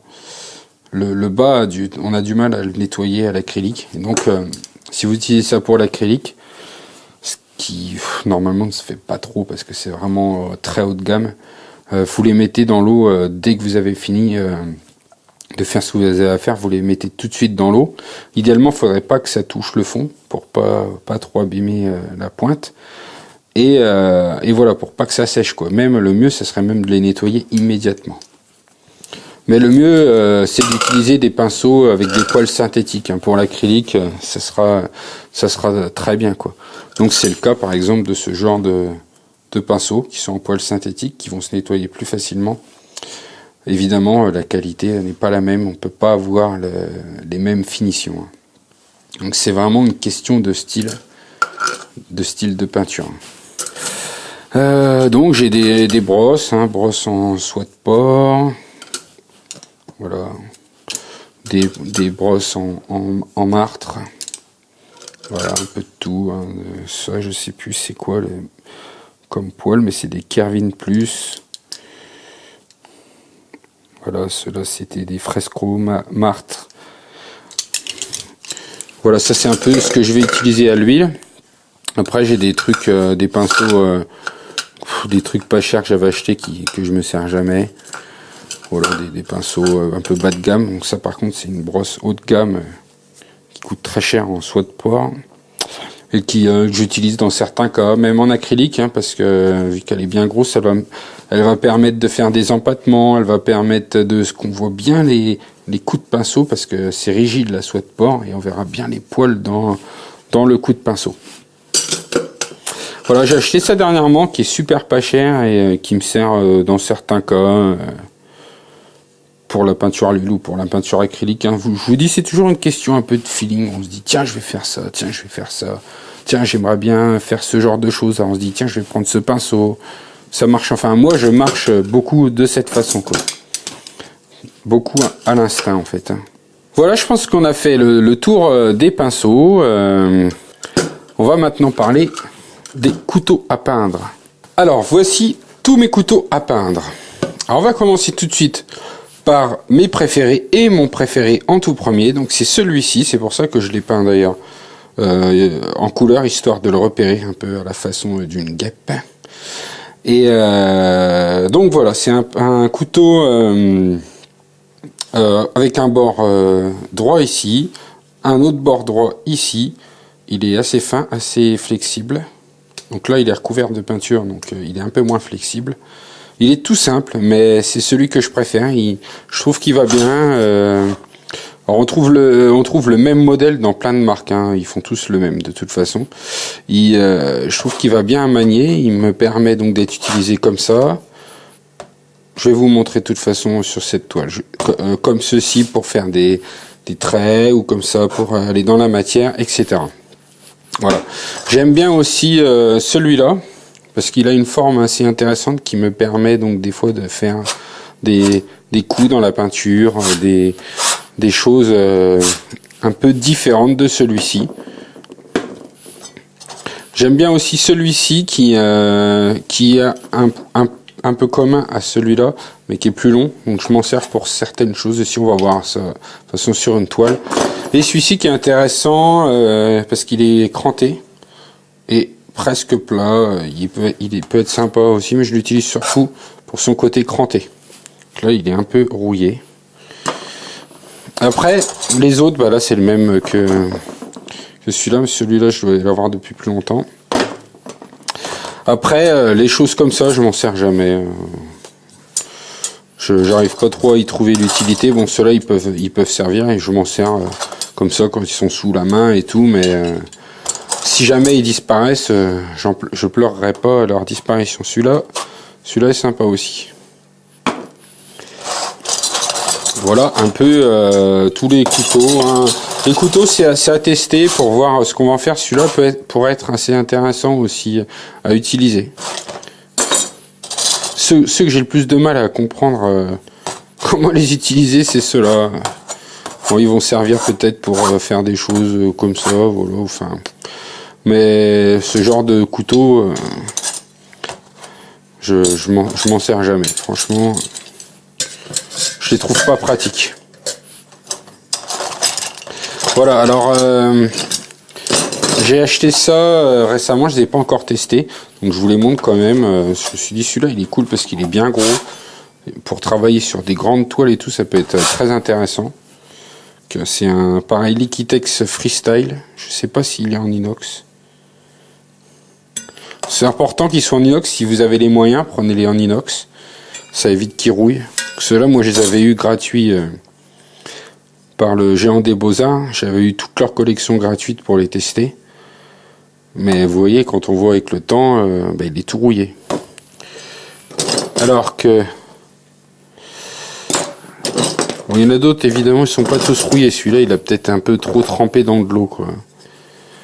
Bon, après, je ne peux plus différencier ceux que je m'étais acheté et ceux qui m'ont été offerts. Si, ça c'est un Lefranc-Bourgeois. Et celui-là aussi, c'est un Lefranc-Bourgeois. Donc ça fait partie des couteaux que j'avais acheté. Je pense que celui-là aussi, j'avais acheté il y a longtemps. Je sais que j'en ai plusieurs comme ça, donc il y en a un des deux qui est un Lefranc-Bourgeois. En tout cas, ceux-là sont probablement en inox. Parce qu'il n'y a pas de traces de rouille du tout. Les traces, il y a de la peinture, mais il n'y a pas de traces de rouille.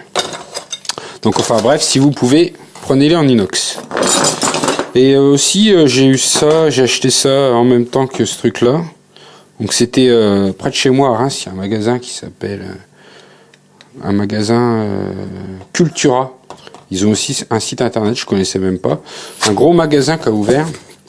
Et forcément, j'ai voulu aller jeter un œil et tout. Et les prix étaient intéressants. Hein, alors que c'était pas sur internet, les prix étaient pour certains produits moins chers que le Géant des Beaux-Arts.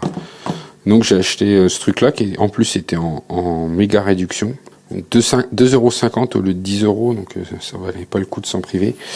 On va voir hein, ce que ça peut donner. Je vois un peu à quoi ça peut servir évidemment.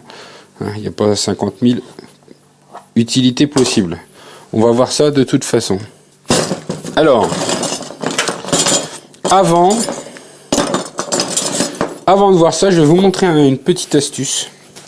Parce que autant les pinceaux, c'est difficile de les sauver lorsqu'ils sont remplis de peinture, autant les couteaux, c'est assez facile avec ça. Un décapeur thermique. Donc, vous faites chauffer. Le couteau. Un décapeur thermique, ça chauffe fort. Hein. Donc attention de ne pas le toucher quand il est chaud. Faites chauffer jusqu'à ce que la peinture fasse des bulles. Donc là, elle commence à faire des bulles. ça commence à sentir pas bon. Et ensuite vous raclez. Et voilà, tout va s'enlever facilement.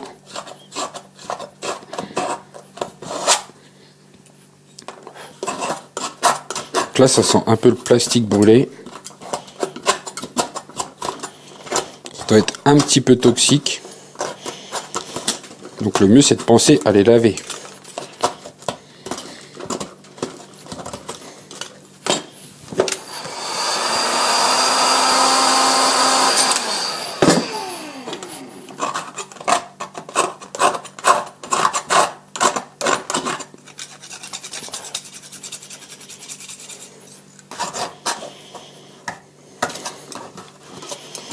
Donc c'est pour ça qu'on dit beaucoup, on critique l'huile, ouais l'huile c'est chimique, il y a des produits chimiques et tout, c'est vrai qu'on utilise un peu des trucs genre de l'essence de térébenthine, tout ça pour la peinture à l'huile.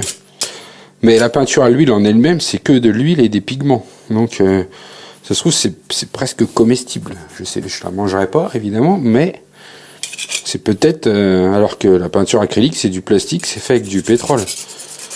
Alors qu'est-ce qui est le plus chimique dans tout ça? Je ne m'aventurerai pas là-dedans. Et en plus, à propos de l'huile, moi j'utilise de l'essence de térébenthine qui n'a pas d'odeur, et franchement, il n'y a pas d'odeur. Donc il n'y a pas de problème.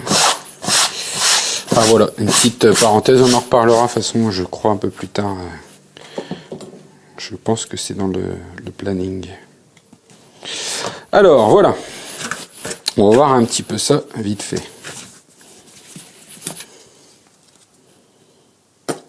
Alors ça c'est une peinture que j'avais eu pareil en cadeau pour tester. J'ai eu toute la gamme. I Love Art. C'est passable quand on est débutant, ça va, mais bon c'est pas génial. Mais bon c'est pas cher, donc c'est bien quand on débute. Voilà. Alors, donc, première chose, par exemple, j'utilise ce couteau, comme ça, de côté, pour faire des choses comme ça dans ma peinture. Voilà, vous voyez. Alors, si elle est bien fluide, on peut arriver à faire tout le trait en une seule fois. Mais là, c'est une peinture qui demanderait donc à être diluée. Je l'utilise aussi, donc, évidemment, pour peindre au couteau, carrément. Je l'utilise dans l'autre sens pour créer, par exemple, des petits effets dans la peinture en faisant comme ça. Voilà. Et je l'utilise aussi des fois pour racler la peinture. Comme ça. Alors voilà, je pense à peu près tout ce qu'on peut faire avec ce couteau. J'oublie peut-être des choses. Mais voilà, je pense à peu près ce qu'on peut faire. Alors les autres sont un peu du même principe, hein. À part celui-ci qui va donc permettre de faire des petites rayures, voilà. Oui, ça peut faire des effets sympas dans la toile.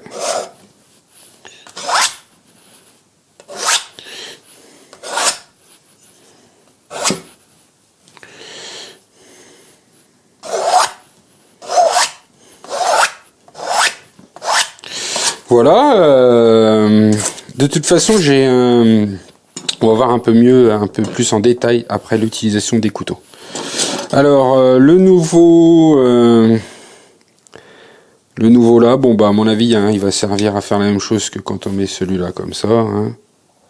Bon, par contre, c'est pas mal parce qu'en fait, avec le fait qu'il soit souple et sûrement en silicone, on verra ça aussi avec mes couteaux à palette. Après, j'en ai des en silicone, c'est intéressant. C'est pas mal parce qu'il enlève bien la matière. Donc il est intéressant. Par contre, il n'est pas si simple à manier pour rester droit. Donc on peut utiliser comme ça, je pense, ou même voilà, comme ça, ça peut être aussi intéressant pour créer des choses sympas dans la peinture.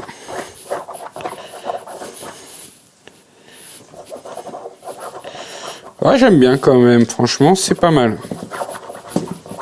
Je pense qu'il y a moyen de faire des choses relativement intéressante avec.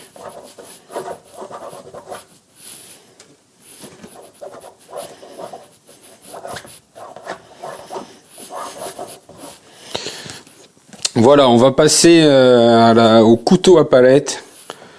Alors voilà mes couteaux à palette. Alors j'en ai en métal qui sont en réalité des outils qui servent à coller à mettre de la colle sur des carreaux de carrelage pour les carreleurs. Donc moi j'avais eu ça il y a longtemps chez mon père en fouillant dans son atelier pour voir ce que je pouvais utiliser pour peindre. Et j'avais trouvé ces trucs là donc qui permettent de créer facilement qui permettent de créer des effets dans la matière. Voilà. Ce genre on voit plus très bien à cause du bazar qu'il y a déjà sur la toile. Celui-là c'est la même chose mais plus petit. Je vais remettre un peu de peinture.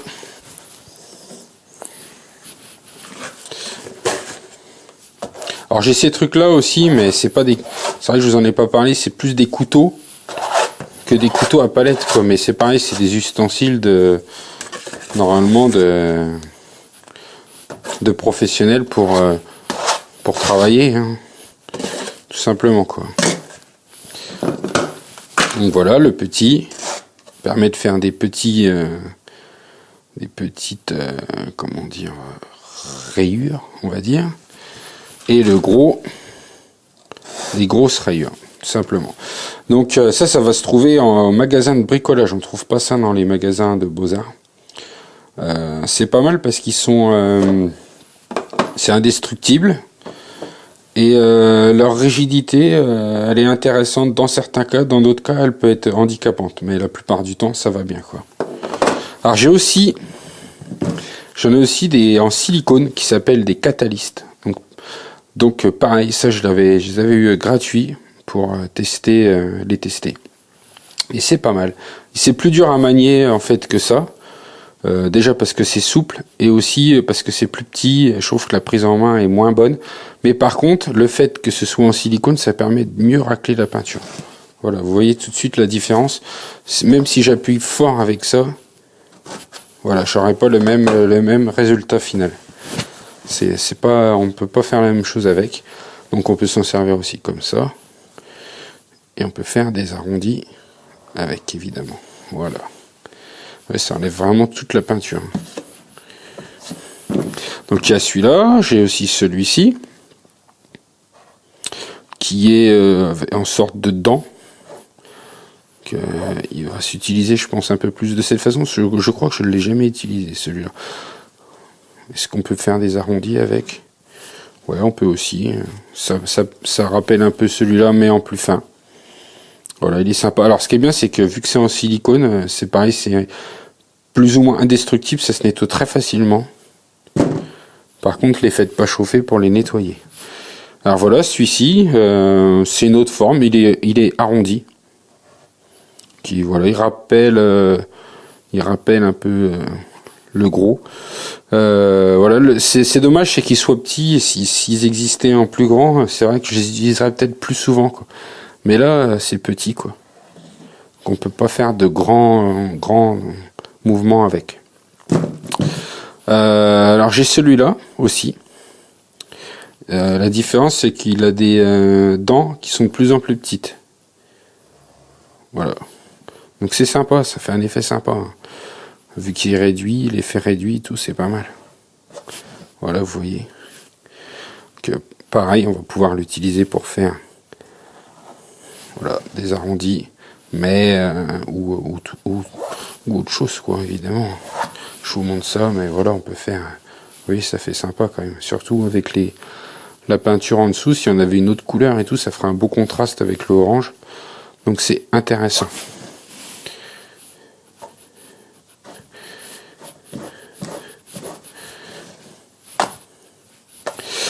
Et on peut s'en servir, bien sûr, de l'autre côté.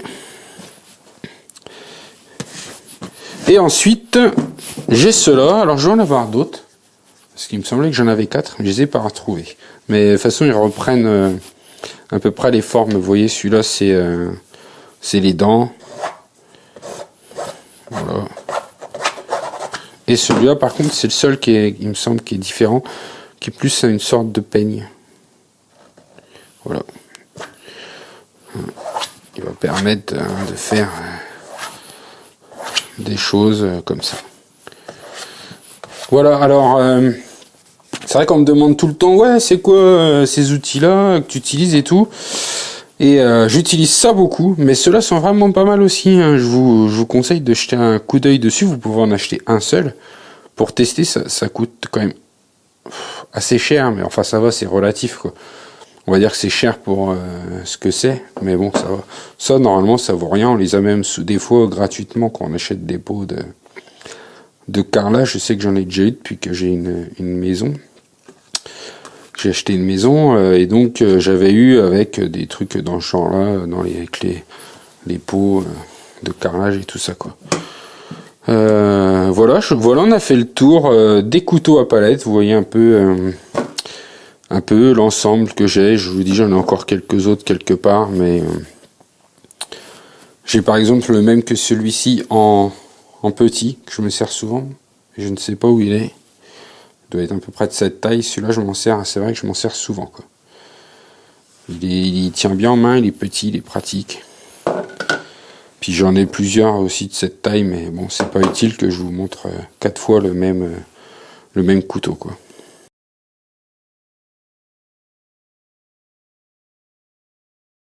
Alors, maintenant, nous allons voir à quoi servent les petits morceaux de bois que vous avez derrière vos toiles.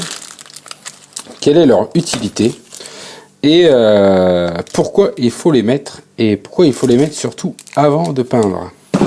Donc là, par exemple, vous avez une toile qui est toute détendue, toute molle, et même elle est même craquée d'ailleurs. Et ce qui va se passer, c'est que si vous peignez dessus, déjà ça va pas être agréable parce que la tension ne sera pas bonne, donc ce sera un peu. Si par exemple on utilise des couteaux et tout, voilà, on va être gêné. Par exemple ici au milieu, il y a le renfort. Il y a le renfort en bois qui va nous gêner. Donc on va le voir en passant au couteau. On verra une marque. Et aussi, ce qui se passe, c'est qu'une fois que vous avez peint et qu'il faudra bien tendre votre toile à un moment ou à un autre, quand vous allez la tendre, la peinture elle risque de craquer. Elle va se craqueler dû à la tension que vous allez ajouter à la couche de peinture en tendant bien la toile.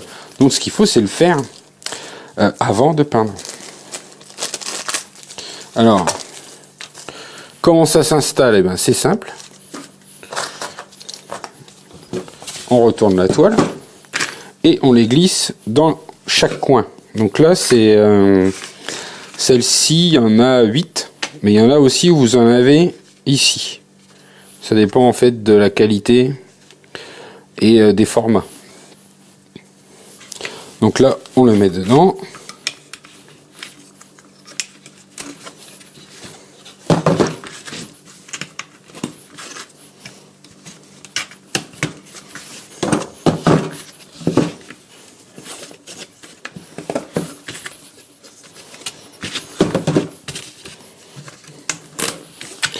Voilà. Donc là, elle est mise à l'intérieur.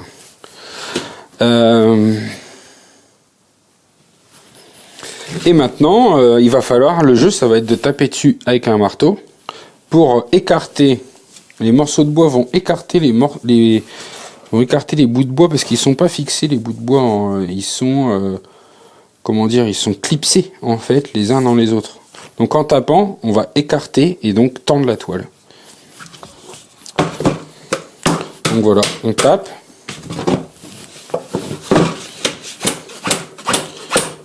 Donc là je le fais à plat, mais normalement je le fais debout. Mais c'est vrai que là c'est plus simple, je pense, pour vous montrer. Donc je sais pas si vous voyez, mais là ça s'écarte. Vous voyez, tout s'écarte. Voilà.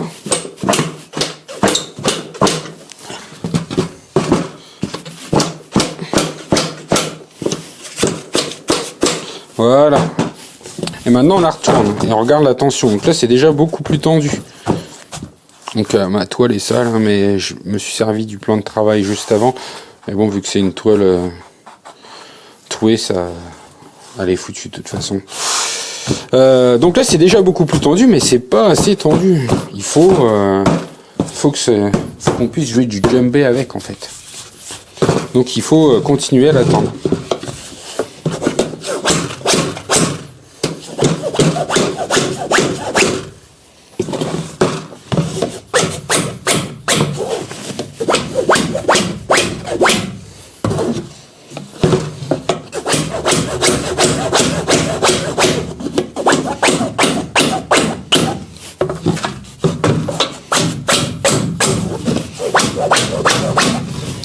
Voilà, vous voyez, vous devez voir à quel point ça s'est écarté. Hein. Là, on a au moins 1 mm. Et là aussi. Et là, voilà, là, on a une toile qui est bien tendue, quoi. Ça commence à être intéressant pour peindre avec. On pourrait encore l'attendre un peu.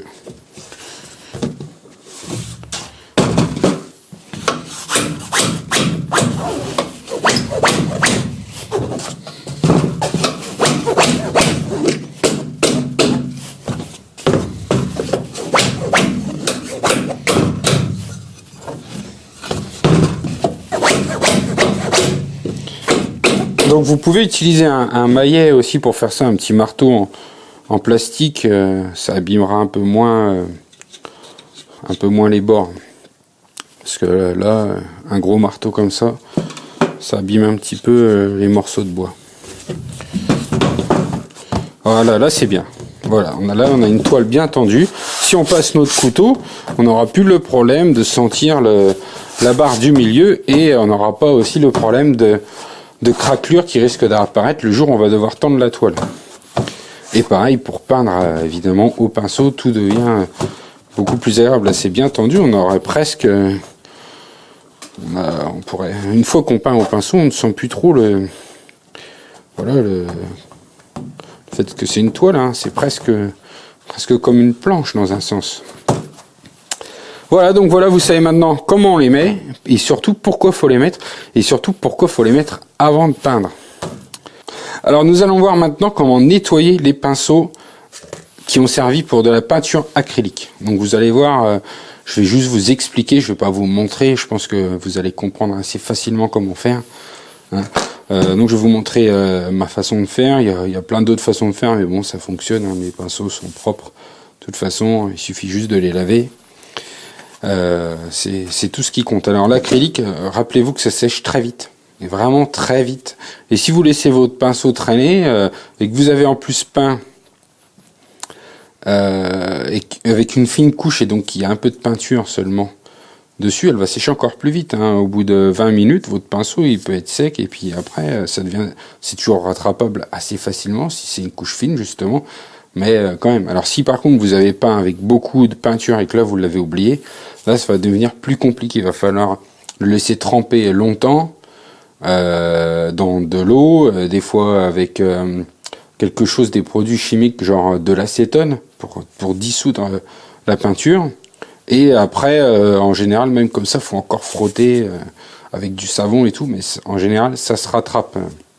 Suivant la qualité du pinceau, ça va. Si c'est un pinceau comme ça avec des poils synthétiques, ça va. Si vous avez utilisé un pinceau haut de gamme en martre et tout, bah alors là par contre, à mon avis, vous pouvez le mettre à la poubelle. Donc voilà, moi ce que je fais, c'est que je le passe sous l'eau, je frotte souvent comme ça contre ma main.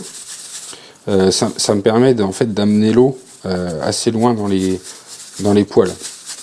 Donc je frotte comme ça et pour finir, souvent j'utilise ce savon. J'en ai un autre là où je lave mes pinceaux, puis après je vais le frotter comme ça dessus, ou le frotter dans ma main, pour mettre du savon qui va en continuer à donc nettoyer bien le pinceau. Et ça permet d'avoir des pinceaux bien propres. Voilà, le nettoyage des pinceaux à l'acrylique, hein, c'est quand même relativement simple. C'est pas ce qui va vous bloquer dans la peinture abstraite. Hein. Mais bon, des fois, un petit conseil, c'est bon à savoir. Donc ça, c'est pareil, ça nettoie bien les mains. aussi. Par contre, c'est assez agressif, donc pour les femmes qui ont la peau bien douce et tout, ça va vous ruiner les mains. Donc, à la limite, vous pouvez par exemple peut-être mettre un gant si vous avez vraiment besoin de frotter fort pour nettoyer votre pinceau parce qu'il est un peu incrusté de peinture. C'est vrai que ce truc-là sèche fort les mains, quoi. Voilà, je pense qu'on a fait le tour de l'explication de comment on lave les pinceaux. Hein. Je vous dis, c'est assez simple. Hein, de l'eau, vu que c'est de la peinture acrylique, c'est de la peinture à l'eau.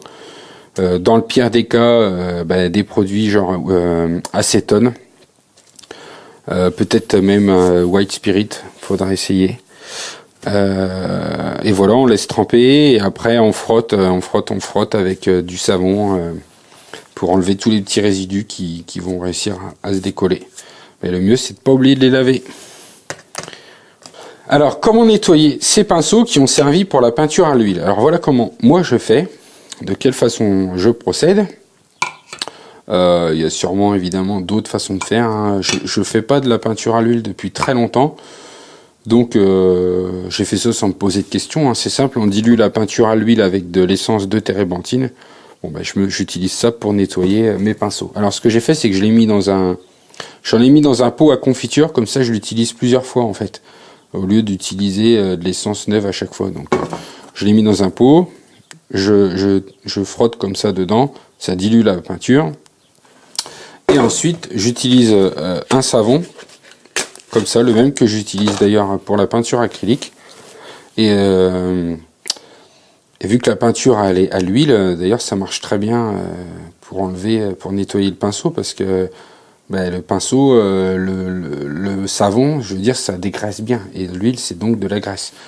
Donc, une fois que j'ai enlevé le gros de l'huile, je mets du savon dans ma main. Je frotte comme ça dans ma main, ou je frotte comme ça, mais souvent je frotte comme ça dans ma main pour enlever toute l'huile qui resterait sur le pinceau qui a servi pour la peinture à l'huile. Alors les pinceaux, la peinture à l'huile, ce qui est bien, c'est qu'elle sèche beaucoup plus lentement. Donc pour l'instant, j'ai pas eu de raté, j'ai pas laissé de pinceaux encore traîner qui sont devenus tout secs. Ça m'est pas encore arrivé. Puis bon, là j'ai des beaux pinceaux en martre et tout ça. Ce serait dommage de les perdre à cause d'un oubli. Donc voilà, ça se nettoie assez bien avec ça. Alors voilà, au passage, c'est de l'essence de térébenthine, donc celle-ci artificielle et sans odeur. Donc vous pouvez y aller, elle sert pour la peinture à l'huile, moi je m'en sers pour diluer mon huile, et il n'y a aucune odeur, il n'y a pas d'odeur, ça donne pas mal à la tête, rien du tout. Bon, évidemment, je pense que si on la boit, ça va pas le faire, mais il n'y a aucune odeur, il n'y a aucun problème. Parce que je dis ça parce que j'entends quand même souvent que la peinture à l'huile, ça pue, patati, patata. Écoutez, moi ça pue pas, je trouve que même ma peinture, j'ai de la peinture... J'ai certaines peintures assez haut de gamme de peinture à l'huile et je trouve même que ça sent bon en fait. Elle a une bonne odeur. Alors peut-être qu'il y en a qui peignent avec de la peinture de merde qui effectivement sent pas bon, mais moi je trouve que la mienne sent bon. L'odeur est très discrète quoi. J'ai même des acryliques, par exemple cet acrylique là, ça sent plus fort que la peinture à l'huile, largement plus fort quoi. Et l'odeur de ça n'est pas agréable comparée à une bonne odeur d'une bonne peinture à l'huile. Je vous dis, l'odeur est vraiment très discrète. Hein. Faut vraiment mettre son nez dans le tube pour remarquer l'odeur. Et ça, ça n'a aucune odeur. Donc, comme ça, il y a pas de problème. Bon, par contre, ça reste quand même un produit chimique. Hein. Évidemment, c'est un peu le problème de la peinture à l'huile, les vapeurs, les trucs comme ça. Mais bon... Vous savez, la peinture acrylique, hein, c'est fait avec du pétrole. Hein. Donc est-ce que c'est vraiment moins nocif? Je ne sais pas. Puis ça doit pas être très nocif non plus, la peinture à l'huile. Hein. Et puis la peinture à l'huile en elle-même, c'est que de l'huile et des pigments. Donc c'est pas du tout nocif. Donc voilà un peu comment moi je nettoie mes pinceaux à la peinture à l'huile. Je pense que d'autres personnes vous expliqueront ça différemment. D'ailleurs, vous pouvez me dire la façon dont vous faites, si jamais vous avez une meilleure méthode. Alors voilà les vernis que j'utilise pour mes peintures. Donc on va commencer par celui-ci, c'est un vernis brillant. Il sert en fait de vernis et de médium. Vous pouvez l'ajouter dans votre peinture ou vous en servir comme vernis. Donc si vous l'ajoutez dans votre peinture, ça va donner un côté brillant à votre peinture vu que c'est un gloss brillant quoi. C'est brillant, ça va bien briller, bien faire briller la peinture. Et moi je m'en sers donc aussi très souvent comme un vernis brillant.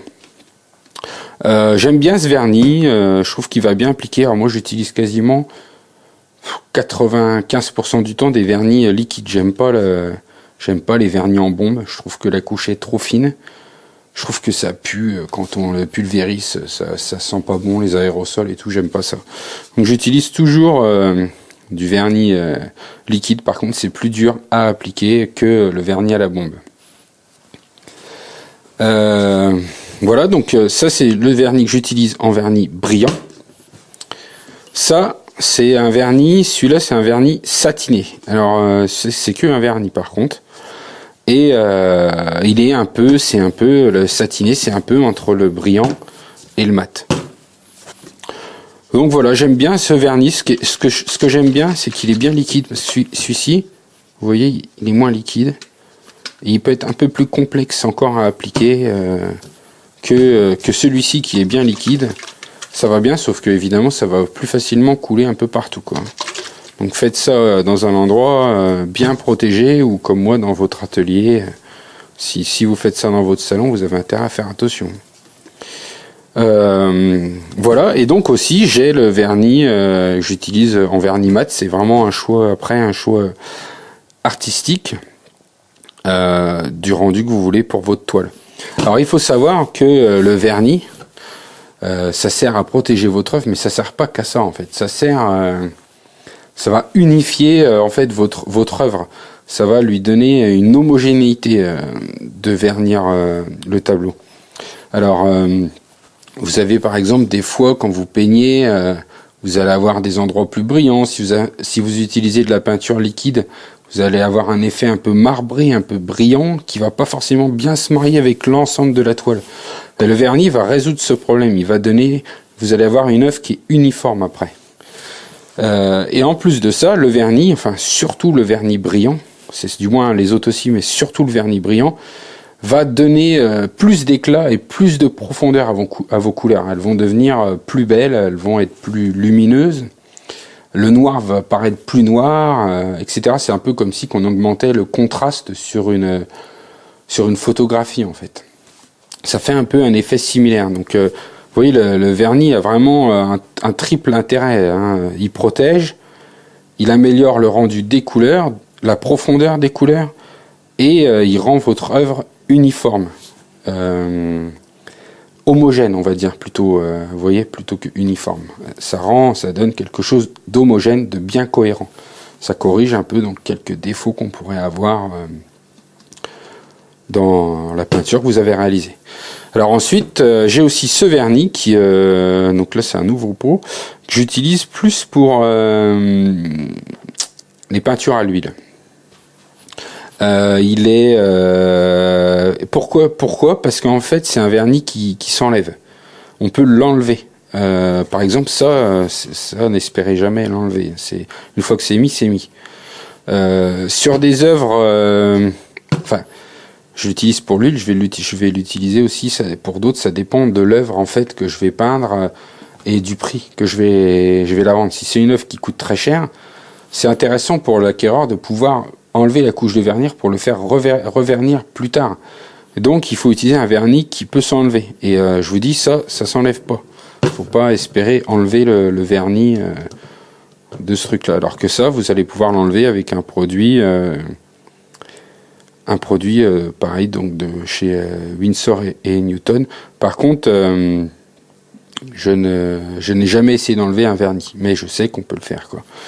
Donc voilà l'intérêt des vernis et l'utilité dans certains cas donc de choisir son vernis suivant ce que vous peignez. Vous allez pouvoir prendre un vernis comme ça une de ces gammes-là, ou un vernis comme ça que vous pouvez retirer. Alors, il y en a d'autres, hein, évidemment. Moi, j'ai pris celui-ci, je le trouve sympa. Après, c'est vrai qu'il faut que je vois pour en tester d'autres. Il faut toujours en tester plusieurs et prendre ce qu'on préfère. J'avais vu qu'il y avait donc des bons avis. Je m'étais fié aux avis des gens. Et donc, voilà, j'ai pris ce type de vernis. Voilà, vous voyez maintenant, vous savez pourquoi il faut vernir. Quelle est l'importance du vernis. Et vous savez peut-être un peu mieux quel vernis choisir. Hein. Donc, pour l'acrylique, du brillant, du mat, du satiné, suivant un peu le rendu que vous voulez. Et alors il y a une petite astuce aussi que je vais vous communiquer au passage, qui peut être très intéressante, c'est que si vous voulez un rendu mat de votre œuvre, en prenant du vernis mat, en le mettant directement, vous n'allez pas bénéficier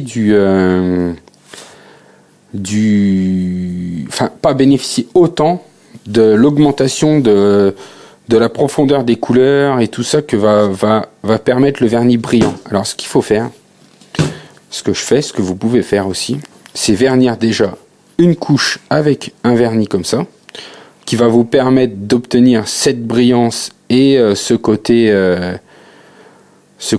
profondeur des couleurs amélioré, donc comme si on augmentait le contraste, comme je vous disais. Donc rendre votre œuvre plus belle, quoi, des plus belles couleurs, un plus beau noir, etc. Et ensuite seulement vous vernissez au vernis mat. Voilà, ça c'est un peu le meilleur des deux mondes. Ça vous permet donc d'obtenir un peu pour votre vernis mat les qualités que vous auriez avec le vernis brillant. Voilà, une petite astuce que je vous livre au passage. Alors dans cette vidéo, nous allons parler des pâtes de texture. Je vais vous montrer leur utilité, comment les utiliser, ce qu'on peut faire avec, etc. On va voir déjà, je vais déjà vous dire un truc, parce que j'ai déjà vu des choses là-dessus, qu'on pouvait utiliser le gesso comme pâte de texture. Donc je vais vous répondre que c'est faux. Le gesso ne sert pas à ça. Le gesso va vous servir en fait à apprêter votre toile afin d'empêcher la peinture de pénétrer dans la toile et aussi de la protéger, par exemple, de protéger votre peinture de l'humidité, des agressions, genre des bactéries, etc. C'est à ça que va vous servir le gesso. Et par exemple aussi, vous pouvez en mettre sur un mur si vous allez peindre, parce que si vous allez peindre un mur, par exemple, il faut mieux mettre du gesso avant, parce que sinon la peinture, elle tiendra pas en fait. Donc le gesso, ça sert à ça. Le gesso, c'est un peu comme le plâtre. Si vous mettez une couche trop épaisse, il va finir par se craqueler en fait. Donc c'est pas de la pâte de texture, je vous dis, ça sera plus proche du plâtre. C'est quelque chose que si vous mettez une trop grosse épaisseur, vous allez pouvoir le casser. Alors que les pâtes de texture, une fois que c'est sec, c'est vraiment super dur quoi. C'est vraiment pas la même utilité. Alors le gesso, on va protéger par exemple sa toile avec, et on peut aussi affiner le grain de la toile avec. Donc par exemple là on pourrait très bien remettre une couche, poncer finement, remettre une couche, poncer finement, etc., jusqu'à avoir une toile totalement lisse comme une glace en fait. Voilà à quoi va servir le gesso, et pas pour faire une pâte de texture, ou même en mettant du sable, etc., ou alors vraiment pour faire quelque chose de tout fin quoi. Mais quand vous utilisez des pâtes de texture, c'est pour créer normalement quelque chose qui ait de la texture, quoi, pas simplement. Alors, vous voyez par exemple, on peut voir un peu la consistance n'est pas du tout la même. Vous voyez, regardez. Voilà, je fais tomber du gesso. C'est très liquide. Vous voyez, ce serait plus proche d'une peinture fluide que d'une pâte de texture. Et voilà une pâte de texture fine, donc qui est ce qui se rapprocherait le plus du gesso.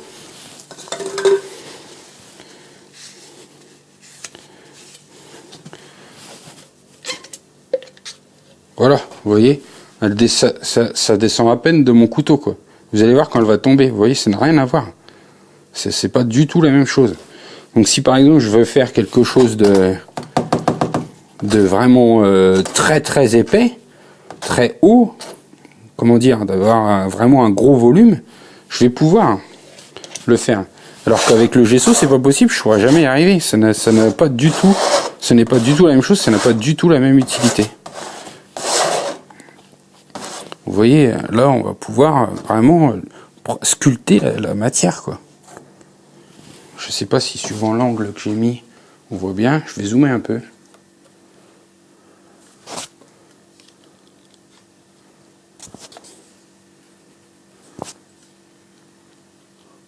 Voilà, vous voyez la différence qu'il va y avoir. Ici, si je veux couper,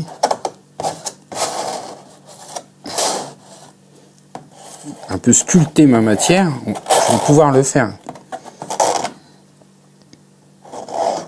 Voilà, vous voyez, c'est coupé droit, quoi. On ne pourra jamais faire ça avec du gesso, ça n'a rien à voir. C'est pas la même utilité. Voilà, donc sinon, alors les pâtes de texture, elles vont vous permettre de faire des textures. Donc vous voyez bien la différence, hein. Ici, on a quelque chose qui est bien épais, bien puissant, quoi. Si on veut faire des choses puissantes dans la toile, on va pouvoir le faire. Des coupures bien nettes, bien précises. Vous voyez, hop. Voilà, on va pouvoir faire des choses comme ça, alors que dans le gesso qui est juste en dessous, on ne pourra pas avoir des choses. Vous voyez, tout de suite, ça retombe, ça s'arrondit, c'est pas net, c'est pas franc comme ici, quoi. Voilà, c'est pas du tout la même utilisation. Donc les pâtes de texture, elles vont vous permettre donc de faire des textures dans votre toile, de créer des reliefs, etc. pour avoir un fond plus intéressant qu'une simple toile toute lisse, en fait. Donc il y en a plusieurs épaisseurs. Donc là c'était de la fine. Et moi celle que j'utilise le plus c'est de la épaisse. Elle a une sorte de sable à l'intérieur. Vous voyez un peu l'épaisseur, quoi. C'est rien que l'acheter comme ça peut déjà donner des choses intéressantes. Vous voyez, ça n'a rien à voir. Avec le gesso, on va pouvoir vraiment créer une épaisseur vraiment énorme. Des effets de matière énormes dans la toile. Est-ce que je suis bien calé? Non, je suis même pas calé. Hop. Voilà. Vous voyez, on peut créer vraiment des effets d'épaisseur énormes. Quelque chose de vraiment impressionnant, quoi. Couper dans la matière. Créer bien sûr tout un fond un peu granuleux.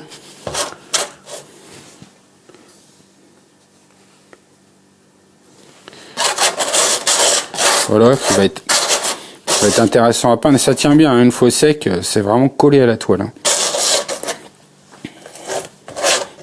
Voilà, après c'est à vous d'être créatif dans ce que vous faites, hein, de donner des formes selon vos goûts, votre style, ce que vous aimez faire.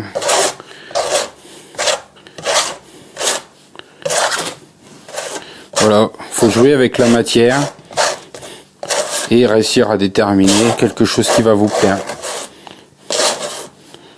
Bon là, en l'occurrence, hein, c'est juste pour vous montrer. Je suis pas en train de créer une œuvre d'art. Mais voilà la différence donc entre une pâte de texture et le gesso. Et voilà donc l'utilité de la pâte de texture. Après, une fois que c'est sec, ça devient super solide. C'est vraiment très solide. Pour la casser et tout, faut vraiment y aller, quoi. Ça fait vraiment une matière très intéressante à utiliser. Voilà, donc après au couteau, hein, ça se travaille surtout au couteau. On va pouvoir créer tout un tas de formes dedans. Créer vraiment une grosse épaisseur de matière.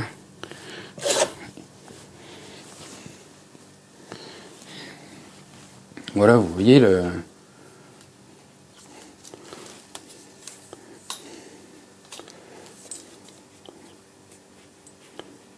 ça crée vraiment des choses super intéressantes dans la matière quand on la regarde de près.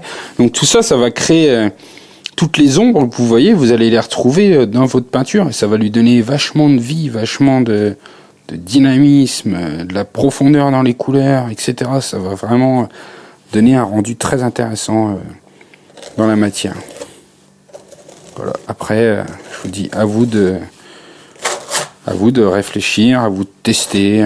C'est bien, vous avez le temps, ça sèche pas trop vite vu que la couche est épaisse. Vous pouvez, vous voyez, en quelques secondes transformer ce que vous avez fait en carrément autre chose. Voilà.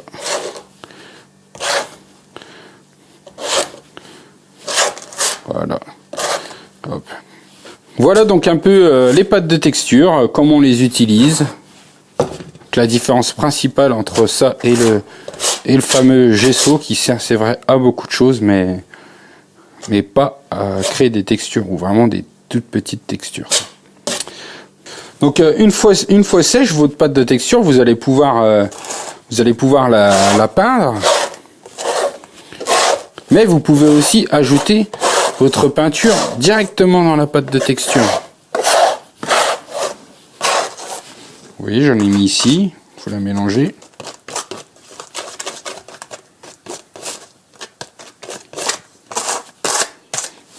Voilà, je reprends un peu. Voilà, vous la mélangez. Évidemment, ça éclaircit forcément la couleur puisque c'est quand même un peu plus blanc. Et voilà, du coup, vous avez carrément, c'est dans la matière. Hein. Et voilà, et elle se mélange à la pâte de texture, évidemment déjà présente. Les produits acryliques, tout se mélange. De toute façon, vous pouvez mélanger tout avec tout. Tout se mélange. Je ne crois pas qu'il y ait de contre-indications dans le mélange des médiums et tout. Vous pouvez tout utiliser, tout mélanger. Il n'y a pas de problème. Donc voilà, vous pouvez la mélanger dans la couleur directement. Par exemple, si vous avez déjà peint tout votre fond, vous pouvez utiliser la mélanger à la couleur. Ça sera beaucoup mieux que de la mettre blanche pour la peindre par-dessus après. Vous voyez ? Évidemment, si le but est de créer un fond en relief et de le peindre après, ça sert à rien de mettre de la peinture. Là, c'est vraiment pour l'exemple. Mais voilà, si j'avais eu un fond peint, ça aurait pu être intéressant de mettre de la peinture dans la pâte de texture pour venir remettre une couche supplémentaire à mon œuvre qui cette fois aurait eu du relief et de la couleur, et le relief aurait été en couleur. Donc voilà, je pense avoir fait le tour, je pense vous avoir montré à peu près tout ce qu'il y avait à voir sur les pâtes de texture. Maintenant, je ne sais pas ce que je vais faire de ça. Voir si ça peut être sauvable, on verra bien. Alors nous allons voir maintenant comment mélanger l'huile et l'acrylique dans une peinture. Donc là vous avez un exemple d'une peinture où j'ai mélangé l'huile acrylique. Bon, elle n'est pas encore finie, je suis encore dessus hein, évidemment, mais il y a de l'huile et de l'acrylique. Donc le fond, là, tout le fond est fait à l'acrylique. Par contre ça c'est du feutre, c'est du Posca.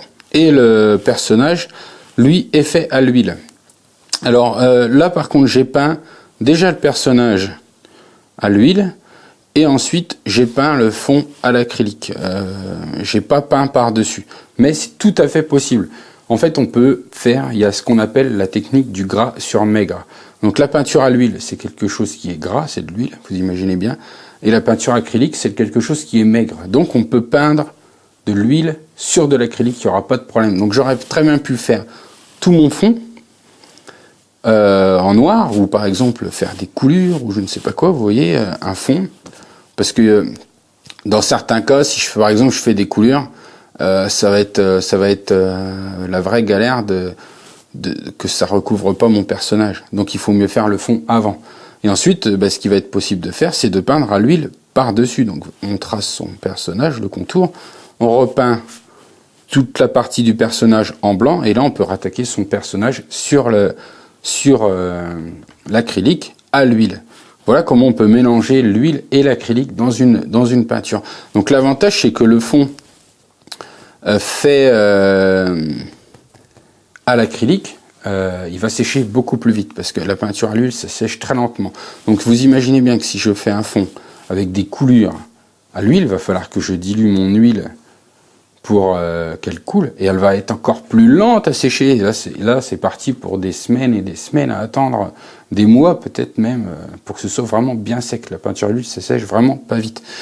Donc, en faisant de cette façon, on va pouvoir utiliser son fond rapidement. Hein. Si je fais un fond avec plein de couleurs et tout, que je l'ai fait dans la journée, le lendemain, il doit être utilisable, ou à la limite le surlendemain, donc 1 ou 2 jours maximum. Ce qui va pas du tout être le cas avec la peinture à l'huile. Donc après, on peut utiliser la peinture à l'huile par-dessus. Alors pourquoi j'aurais pu aussi peindre à l'acrylique, mais c'est vrai que j'aime bien peindre à l'huile. Il y a quelque chose en plus. Hein. L'huile, si vous avez jamais essayé, essayez, vous allez voir que l'huile, il y a un truc en plus. Il y a quelque chose de magique. Rien que étaler l'huile, on a l'impression que c'est tout de suite plus simple. C'est plus simple. Je trouve que c'est beaucoup plus simple de peindre à l'huile que de peindre à l'acrylique. Ça va tout seul, quoi. On étale ça facilement, on peut revenir dessus, on peut aller boire un café, revenir, il n'y a pas de problème, ça sera toujours prêt, les pinceaux ne seront pas tout secs. Il y a vraiment beaucoup d'avantages. L'inconvénient, c'est le temps de séchage. Mais bon, ça sèche quand même, hein. Vous voyez là, c'est totalement sec, il n'y a pas de souci, quoi. Hein. On peut, et là, je vais pouvoir retravailler dessus facilement. Bon, à l'acrylique aussi, vous me direz, j'aurais pu le faire. Donc il n'y aura aucun souci à revenir par-dessus pour continuer l'œuvre. Là, j'ai pas fini, donc toute la chevelure qui est trop brute. Enfin, bref, j'ai pas fini du tout. Voilà comment, en tout cas, on peut mélanger l'huile et l'acrylique dans une œuvre, mais bien sûr pas dans n'importe quel sens. Hein. Vous pouvez pas peindre à l'acrylique sur l'huile, ça ne tiendra pas. Enfin, ça va tenir évidemment, mais au final, à force, ça partira, ça coulera. Ou bref, des fois, quand j'ai peint là, mon fond, j'ai mis du noir dans mon personnage, et même la peinture à l'huile qui était sèche, j'ai juste frotté comme ça avec mon doigt, et hop, elle s'est enlevée toute seule. Alors que mettez une goutte d'acrylique sur une toile, vous pouvez plus l'enlever. Vous voyez bien, le maigre ne tient pas sur le gras, l'acrylique ne tient pas sur l'huile. Voilà comment on mélange ces deux médiums, ces deux techniques dans une œuvre. Alors, dans cette vidéo, nous allons voir comment faire un dégradé à la peinture acrylique. Je vais vous montrer un peu les bases, comment on réalise un beau dégradé, comment le réussir facilement. Alors, il y a plusieurs façons de faire. Je vais vous montrer une méthode la plus simple possible, mais je vais un peu vous dire comment vous pourriez aussi procéder. Donc, ça m'arrive souvent de démarrer directement, de prendre la peinture et de faire mon dégradé comme ça, sans eau, sans rien mettre sur la toile avant, sans préparer la peinture, etc. Il faut juste agir rapidement et être certain de ses coups de pinceau. Après, ce qu'il est possible de faire, c'est de mettre un tout petit peu d'eau avec un pulvérisateur. Vraiment, il faut que ce soit vraiment fin, une très fine couche, un brouillard fin. Ça va aider un peu la glisse du pinceau et la peinture à s'étaler, mais ce n'est pas non plus une révolution. On est quand même proche de la technique où on applique la peinture directement comme ça à sec sur la toile. Après, il y aura une autre possibilité, ça serait d'ajouter un fluidifiant dans votre peinture. En rendant la peinture plus fluide, elle est plus facile à appliquer et plus facile aussi pour créer votre dégradé. Alors, il y a aussi une chose importante, c'est la quantité de peinture que vous allez mettre. Si vous mettez trop de peinture, ça va être très difficile de faire votre dégradé parce que vous allez avoir plein de peinture sur le pinceau et tout. Enfin, vous pourrez faire un dégradé, mais vous n'aurez pas un dégradé bien fin, bien fluide. Si vous ne mettez pas assez de peinture, c'est l'inverse, vous n'aurez pas assez de peinture pour faire votre dégradé. Tout est un peu une question de dosage de la peinture. Alors quand on peint souvent, quand on peint depuis longtemps, on sait tout de suite la quantité qu'on va devoir mettre rien qu'à l'œil par rapport à la taille de la toile. Bon, ça vient vite, hein, ça vient tout seul. Mais ce que vous pouvez faire au début pour commencer, c'est peut-être plutôt mettre votre peinture sur une palette, dans une assiette en plastique ou en carton, etc.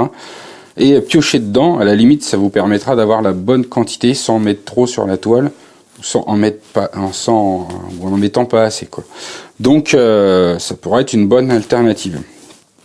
Alors là, je vais vous montrer donc cette méthode assez simple. Je vais mettre un peu d'eau et puis je vais démarrer comme ça. Ça vous permettra de voir un peu comment comment faire, et je vous expliquerai en même temps ce que je fais, parce qu'en fait le coup de pinceau compte aussi, hein, et moi j'utilise alors ce pinceau qui normalement n'est pas prévu pour, mais j'aime bien les pinceaux assez fermes. J'aime bien avoir un pinceau assez ferme, ça fait partie de ma façon de peindre. Et normalement, on va plutôt logiquement utiliser un pinceau assez doux, assez souple pour faire des dégradés. Vous voyez, comme quoi il n'y a pas de règle. Vu que je prends un pinceau, normalement, vous voyez, c'est écrit pour l'acrylique épaisse et les empâtements. Donc, bon, l'acrylique épaisse, on va l'avoir, mais on veut pas, je veux pas à la fin qu'elle soit utilisée comme une acrylique épaisse. Donc, ce qui compte vraiment, en fait, c'est le geste plus que le pinceau, la peinture, etc. C'est votre œil, votre geste, etc. Voilà, je vous dis, moi j'aime bien les pinceaux rigides. Ça, c'est un Raphaël Textura, c'est assez récent.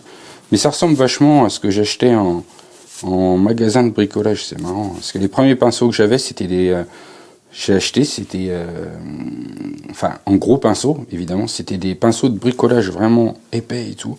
Et les poils ressemblaient quand même à ça un peu. C'était un peu le même style. Et en s'usant, en plus, parce que souvent ils étaient plutôt longs comme ça. En s'usant, d'ailleurs, j'en ai parlé dans mes cours de peinture à l'époque, dans une vidéo, donc je reviens un peu dessus. Plus ils s'usaient, plus les poils, forcément, hein, plus ils sont petits, plus ils deviennent fermes. Et je me souviens de ces pinceaux-là, à la fin, ils devenaient vraiment... Ça allait tout seul pour étaler la peinture. Et maintenant, vous voyez, ils vendent des pinceaux, ils ont dû s'apercevoir de la même chose, courts comme ça, qui permettent de peindre de façon énergique. Alors voilà, allez, on va commencer. Donc je vais mettre un tout petit peu d'eau, donc je règle ce truc là au minimum. Je vous dis, c'est vraiment histoire de faciliter un peu les choses, mais pendant des années j'ai peint sans jamais ajouter d'eau. Alors j'hésitais à vous montrer sans ajouter d'eau pour vous montrer que c'était possible, mais je me suis dit que peut-être que vous montrer comment utiliser le pulvérisateur c'était mieux. Alors voilà, c'est un peu mais franchement c'est loin d'être indispensable. Ça va juste, ça va même pas faciliter le dégradé en fait. Ça va juste faciliter la glisse du pinceau sur la toile, c'est tout. Vous voyez, hop, je mets juste un petit brouillard et c'est tout. On va mettre un peu de peinture. Voilà, alors j'en mets pas trop parce que j'aime bien les couches fines. Hein. J'aime bien travailler de cette façon. Voilà, des petits bruitages au passage. Et alors, on va étaler notre peinture. On va commencer par le jaune, parce qu'on pourra peut-être éventuellement l'utiliser dans le rouge, on verra. Donc, maintenant, le jeu consiste à bien appliquer là. Là, c'est vrai que vous pouvez pas sentir, mais moi, j'appuie fort, en fait. J'appuie fort sur la toile pour vraiment bien l'étaler. Et bien lisser ma couche. J'aime bien quand c'est bien lissé. C'est une sorte d'obsession. J'aime bien les transitions bien fines, bien les beaux dégradés, tout ça. Je peins toujours comme ça. J'aime pas qu'on voit les coups de pinceau en fait dans mes œuvres lorsque je l'ai pas décidé en fait. Donc là, vous voyez, c'est une couche bien lisse. Alors je vais prendre quand même en fait plutôt un autre pinceau à la limite et on va faire la même chose.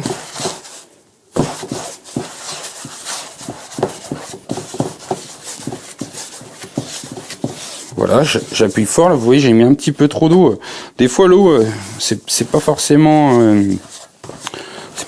mieux, ça s'applique bien à la peinture hein, et pourtant elle est pas fluidifiée rien. Il faut juste appuyer un peu et surtout pas en mettre trop quoi. Voilà, on se rapproche un peu de l'endroit où la peinture va se rejoindre. Moi, je lisse bien. J'aime bien que ce soit bien lisse, un peu comme des aplats. Quoi. Bon, c'est quand même pas un aplat. Oh, il y a un morceau de plastique là. Bon, c'est pas grave.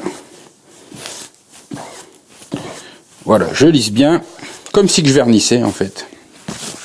Et maintenant, on va faire la transition. Alors après, c'est à vous de voir où vous voulez, jusqu'où vous voulez aller, etc. Mais c'est une histoire de goût, enfin une histoire de goût, une histoire aussi de création. Est-ce que vous voulez un long dégradé, un dégradé court? Ça, bon, la transition, ça va être très simple. Hein. Il suffit juste de passer comme ça, l'un sur l'autre, et de passer plein de fois pour que tout se mélange bien. Et après, vous avancez par là, ou alors vous pouvez retourner par là avec le pinceau qui contient du rouge. C'est à vous de voir. Mais voilà, le dégradé va se faire tout seul.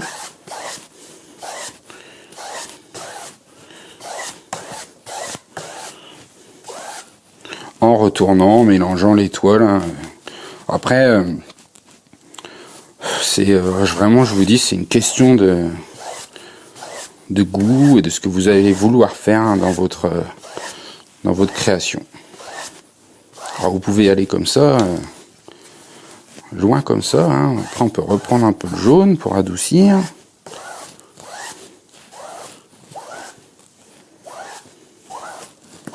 Bon, moi je fais rarement des dégradés comme ça sur mes toiles. Je fais plutôt des dégradés dans mes mélanges de peinture. C'est plus ma façon de faire. Enfin, je n'ai pas trop d'utilité dans mes œuvres de préparer comme ça un dégradé. Voilà pour ma peinture quoi. C'est pas ce que je fais en temps normal. Ce n'est pas ce qui m'intéresse. Ben voilà quoi. Hein. C'est très simple hein, en réalité. Un poil.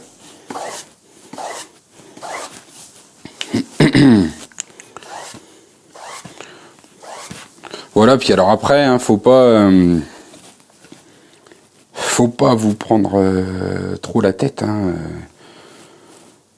Tout est une question de goût. Hein, je vous dis, à vous de voir hein, comment vous voulez le faire à votre façon. Il peut être très brutal, il peut être fait au couteau, dégradé, il peut, pas obligé. Mais bon, vous voyez un peu comment on mélange la peinture ensemble. Et comment aussi on l'étale au passage. Vous voyez, je vous dis, j'appuie fermement. Bien sûr, pas comme un bourrin non plus, mais vraiment quand même fermement sur les pinceaux pour appliquer ma peinture pour qu'elle pénètre bien dans la toile. Je voulais éclaircir un peu ici, mais en fait, le rouge a gobé tout mon jaune. Donc, il faudra remettre du jaune. Voilà, alors là par exemple, là, je remets de la peinture, vous voyez. Et ce qui va se passer, c'est que là, on va commencer à atteindre la quantité de trop, on va dire. Et vous allez voir que ça va commencer à devenir beaucoup plus compliqué de bien l'appliquer. Et on commence à retrouver comment dire, si on avait voulu du jaune ici, il fallait le faire dès le début. Maintenant, on peut plus, il va se mélanger au rouge. Et si on en rajoute encore... Plus on va en rajouter, moins on va pouvoir en fait. Après, on peut faire des trucs sympas, un peu comme ça, quoi. Vous voyez. Mais on ne peut plus, on peut plus refaire un dégradé comme ça par dessus parce que vous voyez, c'est une quantité il y a trop de peinture et c'est plus possible. Voilà. Là, c'est plus possible d'arriver à un résultat vraiment parfait, quoi. Donc le mieux, ça aurait été de mettre notre jaune avant. Mais bon, vous voyez, on obtient toujours des trucs sympas. Donc là, par exemple, maintenant, j'appuie doucement. Si j'appuie fort, je vais tout enlever. Vous voyez. Donc j'appuie plus doucement pour étaler cette couche, cette nouvelle couche de peinture. Donc en fait, les pinceaux, il faut les utiliser. Ça s'apprend en pratiquant, quoi. En pratiquant, vous allez comprendre comment utiliser votre pinceau dans quel cas. Donc là, je vous dis, je vais doucement, parce que si j'appuie, j'enlèverai la couche que je suis en train de mettre, donc ce n'est pas possible.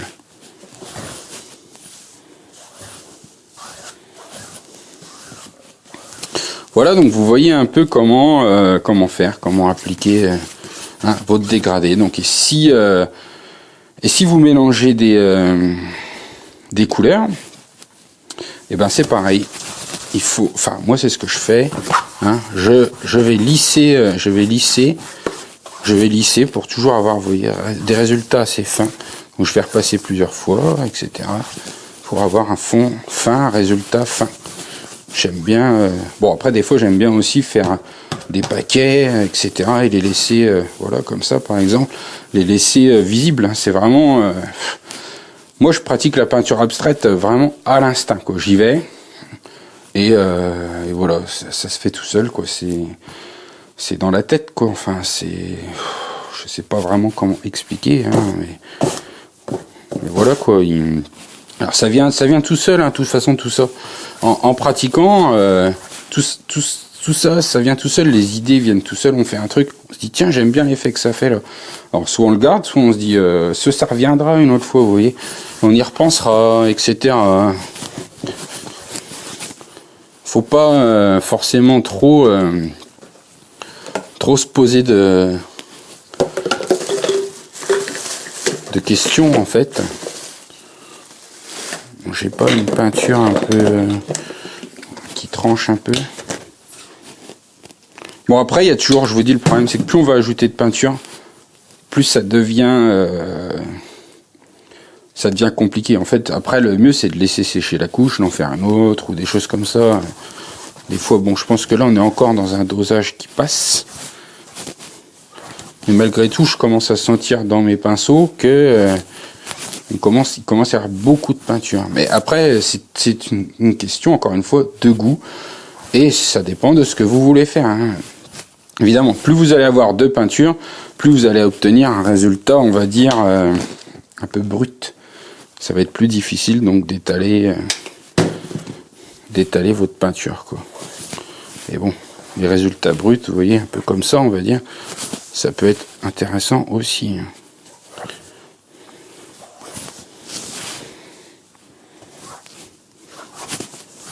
Voilà un peu comment on fait donc un dégradé et aussi comment on étale un peu sa peinture, comment on se sert un peu de ses pinceaux.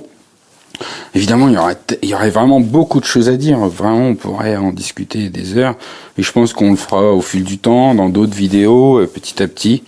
Vous voyez, on parlera de ces choses-là, etc. Vous avez aussi, dans mes cours, il y a toutes les vidéos que j'ai fait. Il y en a donc actuellement plus de 80 ou 90. Où on voit, donc, il y a 70 démos de peinture où on me voit peindre, où j'explique, etc., où je peins, donc, et j'explique, et on comprend un peu, voilà, comment est fait telle chose, comment est fait telle chose. C'est un ensemble, hein, vraiment, c'est beaucoup de... Tout dépend vraiment de ce que vous voulez faire. Hein, vous voyez, là, j'appuie fort, ça enlève la peinture, et ça fait un effet qui peut être sympa, quoi. Voilà, hop. Ça enlève la peinture violette, on revoit la peinture jaune et rouge. Bon, tout commence à être vraiment beaucoup mélangé à force.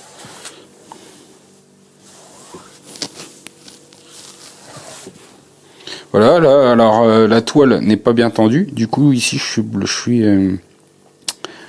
je suis gêné par le renfort qui est là. Donc, j'ai fait une vidéo qui explique qu'il faut absolument l'attendre, mais là, vu que je pensais faire qu'un dégradé, puis après la toile, de toute façon, je pense que je vais pas la garder. Je me suis dit, ouais, je m'embête pas, quoi, mais au final, vu que je poursuis dans l'explication, bah, ça me dérange.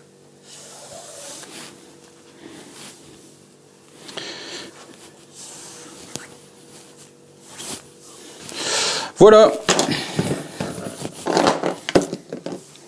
Je pense que vous en savez un peu plus sur le dégradé, comment utiliser ses pinceaux, etc. Puis que vous avez chopé sûrement quelques petites infos en plus au passage. Alors, je vais enchaîner tout de suite avec l'explication de comment accélérer le séchage de votre peinture acrylique. Donc, c'est vrai que la peinture acrylique, on dit toujours « Waouh, ça sèche trop vite, etc. » C'est la galère, patati patata. Mais moi, je vous dis, je trouve que ça sèche pas assez vite. Alors là, la peinture, elle est pas sèche. Si je veux continuer, comment je fais ? Faut que j'attende.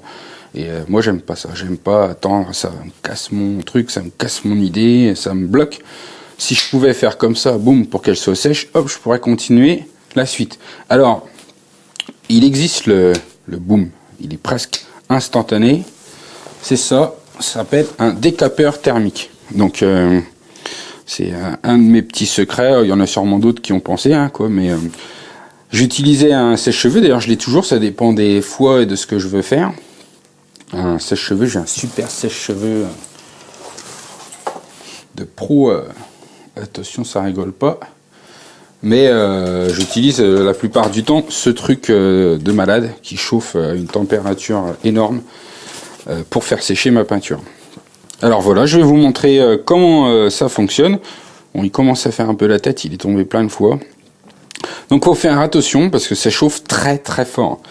Si vous vous mettez trop près, vous allez brûler votre peinture, vous allez faire des bulles, vous allez dégrader ce que vous avez fait. Donc faites attention en utilisant ça. Si vous voulez être sûr de votre coup, vous pouvez prendre un sèche-cheveux, il y aura moins de risques. Ça sera juste plus lent. Avec ça, on va vraiment très vite. Donc là, je l'allume.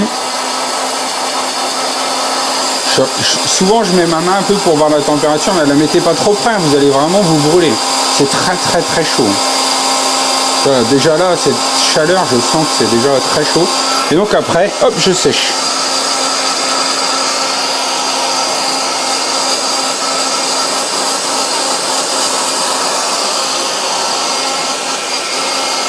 Donc là, on a quand même pas mal d'épaisseur, surtout ici. Donc il va falloir quand même un certain temps, hein. Ça va pas sécher instantanément non plus. Par contre, tout ce qui est couches comme ça, il y a peu de peinture, ça va sécher très vite. D'ailleurs, ça doit déjà être sec. Voilà. Vous voyez, pourtant, je suis pas passé beaucoup à cet endroit-là. Voilà. Alors, regardez par exemple un endroit ici où je suis pas passé. En quelques secondes, hein, ça va être sec. Hein.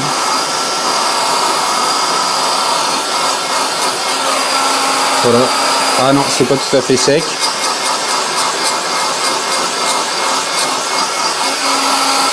Voilà, là ce coup-ci c'est sec. Vous voyez, ça sèche vraiment très vite. Je sais pas à quelle température on est, mais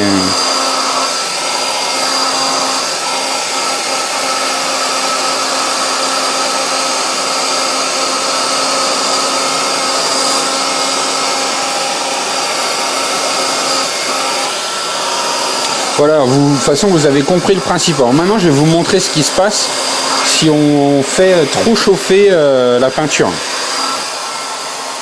Alors je vais essayer de zoomer sur cet endroit là qui est bien épais, on verra bien, ça fera faire des grosses bulles. Voilà.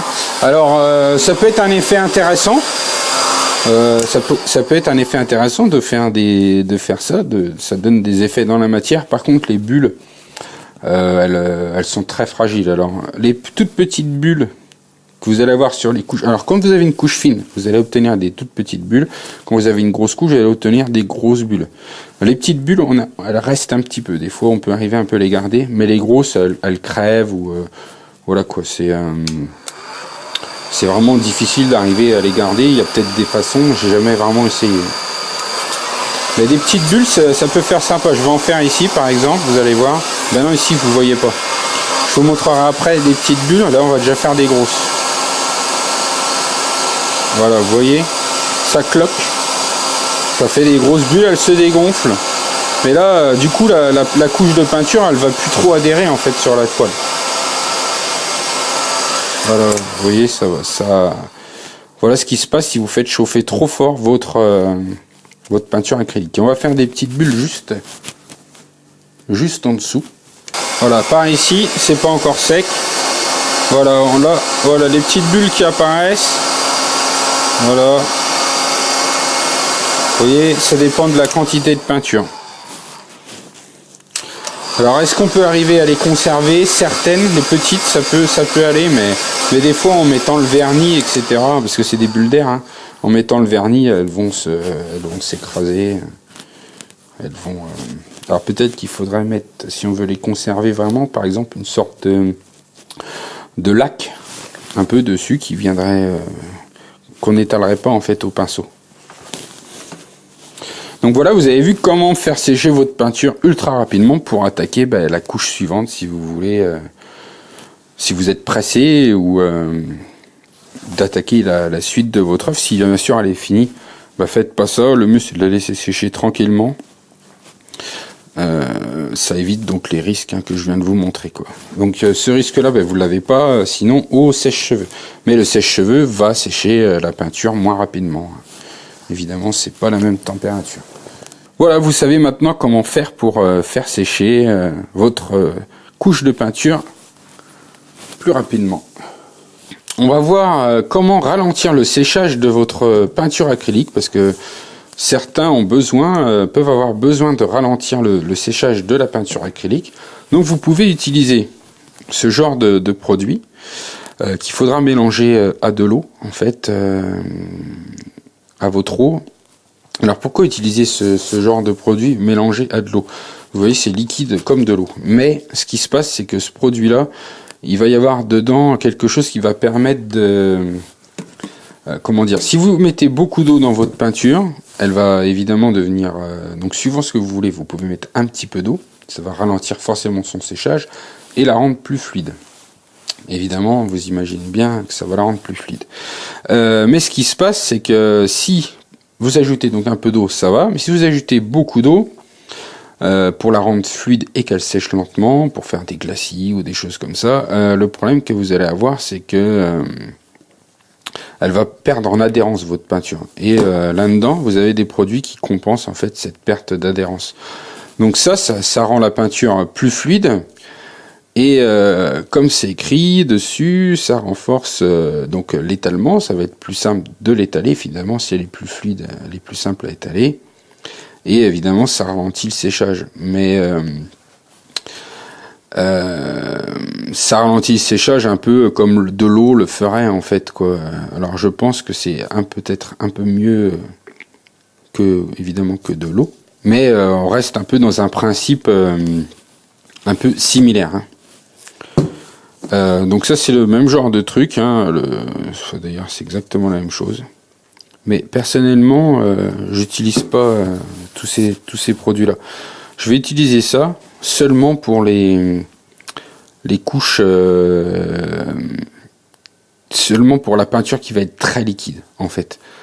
Parce que là, j'ai remarqué, donc par exemple, si je peins quelque chose en plusieurs couches transparentes, donc des sortes de glacis, mais pas en utilisant du produit spécial glacis. Donc, par exemple, ou si je fais par exemple des coulures en plusieurs couches, etc., si on met que de l'eau, on perd en adhérence. Donc il faut mettre de ça dans son eau, un maximum, je crois que c'est maximum 10%. Voilà, c'est ça. Maximum 10%, ça va vous permettre de conserver, enfin de récupérer un peu d'adhérence que vous aviez perdu à cause de l'eau. Donc voilà un peu un des moyens donc de ralentir le séchage de votre peinture. Vous pouvez, parce que ça c'est par exemple des peintures épaisses, donc si vous ajoutez un peu d'eau, forcément, en fait, votre peinture acrylique, elle est sèche une fois que l'eau s'est évaporée, en fait, c'est simple, hein. Dedans il y a de l'eau, elle s'évapore, elle sèche. Donc si vous rajoutez de l'eau, ça va mettre plus de temps à s'évaporer, et donc plus de temps à sécher. Voilà le principe de l'acrylique. Donc en ajoutant ça, on compense la perte d'adhérence, mais c'est pas nécessaire si vous voulez seulement fluidifier un peu ce genre de peinture. Vous mettez juste de l'eau, ça va suffire largement, quoi. Donc elle séchera un peu moins vite, elle va être plus simple à étaler, et voilà, quoi. Le tour est joué. Donc en priorité, de l'eau, tout simplement de l'eau, hein. L'acrylique, c'est de la peinture à l'eau. Quand on dit ça, ça devient tout de suite un peu moins glamour, hein. Mais c'est bien de la peinture à l'eau, hein. Et pour les problèmes que vous pourriez avoir avec votre peinture, si vous voyez qu'elle n'adhère plus assez, vous pouvez ajouter ce genre de produit-là, qui va donc qui vont renforcer l'adhérence en fait de votre peinture acrylique. Alors, comment améliorer la glisse de son pinceau lorsque vous pratiquez la peinture? Alors, c'est surtout quand on commence l'œuvre qu'on peut avoir ce problème du pinceau qui va pas assez bien glisser, qui va accrocher, qui va vous empêcher de bien peindre. Alors j'en parle quand même déjà pas mal dans la vidéo comment faire un dégradé, et donc je vous rappelle quand même ceci, parce que c'est mieux des fois d'en parler plusieurs fois. Donc ce que vous pouvez faire, c'est vous pourriez trempez votre pinceau dans l'eau, ça se fait, hein, vous le mouillez dans l'eau, donc ça dépend un peu comment vous allez composer votre tableau, là où vous voulez intervenir, ce que vous avez imaginé un peu dans votre création, si vous voulez séparer les parties, etc., de votre œuvre. Ce que vous pouvez faire aussi, c'est humidifier votre toile avec un pulvérisateur. Donc le pulvérisateur, lui, il va en mettre un peu partout, hein. Donc si vraiment, par exemple, vous avez commencé ici à peindre et là vous dites ah ça va pas très bien, à partir de là, et ben vous remouillez un peu votre pinceau légèrement. Alors vous pouvez le mouiller en le trempant dans l'eau ou avec un pulvérisateur, hein. Vous remettez j'ai plus de pression. Vous remettez un peu d'eau dessus, hop, très léger, hein. Et tout de suite vous allez récupérer de la glisse de votre pinceau. Ou donc je vous dis, vous pouvez pulvériser hop, directement sur votre toile, et forcément là ça glisse beaucoup mieux, hein, évidemment, c'est logique, sinon ça va agripper donc à la toile. Bon, alors c'est des petites techniques, hein, que j'ai déjà pratiqué, etc., mais que j'utilise rarement. Alors effectivement je mets assez souvent de l'eau avant de démarrer, ça me facilite un peu la tâche, mais c'est pas la révolution, hein, comme je vous dis dans la vidéo de comment faire un dégradé. C'est pas ça qui va faire que votre dégradé va être réussi, hein. C'est vraiment votre coup de pinceau, c'est ça qui fait que votre dégradé va être réussi. Votre coup de pinceau, votre œil, là où vous placez les coups, et comment vous appliquez votre pinceau, hein. C'est ça qui est vraiment important. Donc je sais pas si on peut voir un peu, au passage on peut en reparler vite fait. Et donc moi j'appuie quand même, si j'avais de la peinture là, j'appuie quand même, attendez voir, je regarde un peu le meilleur angle. Voilà. Là on va voir un peu comment j'appuie.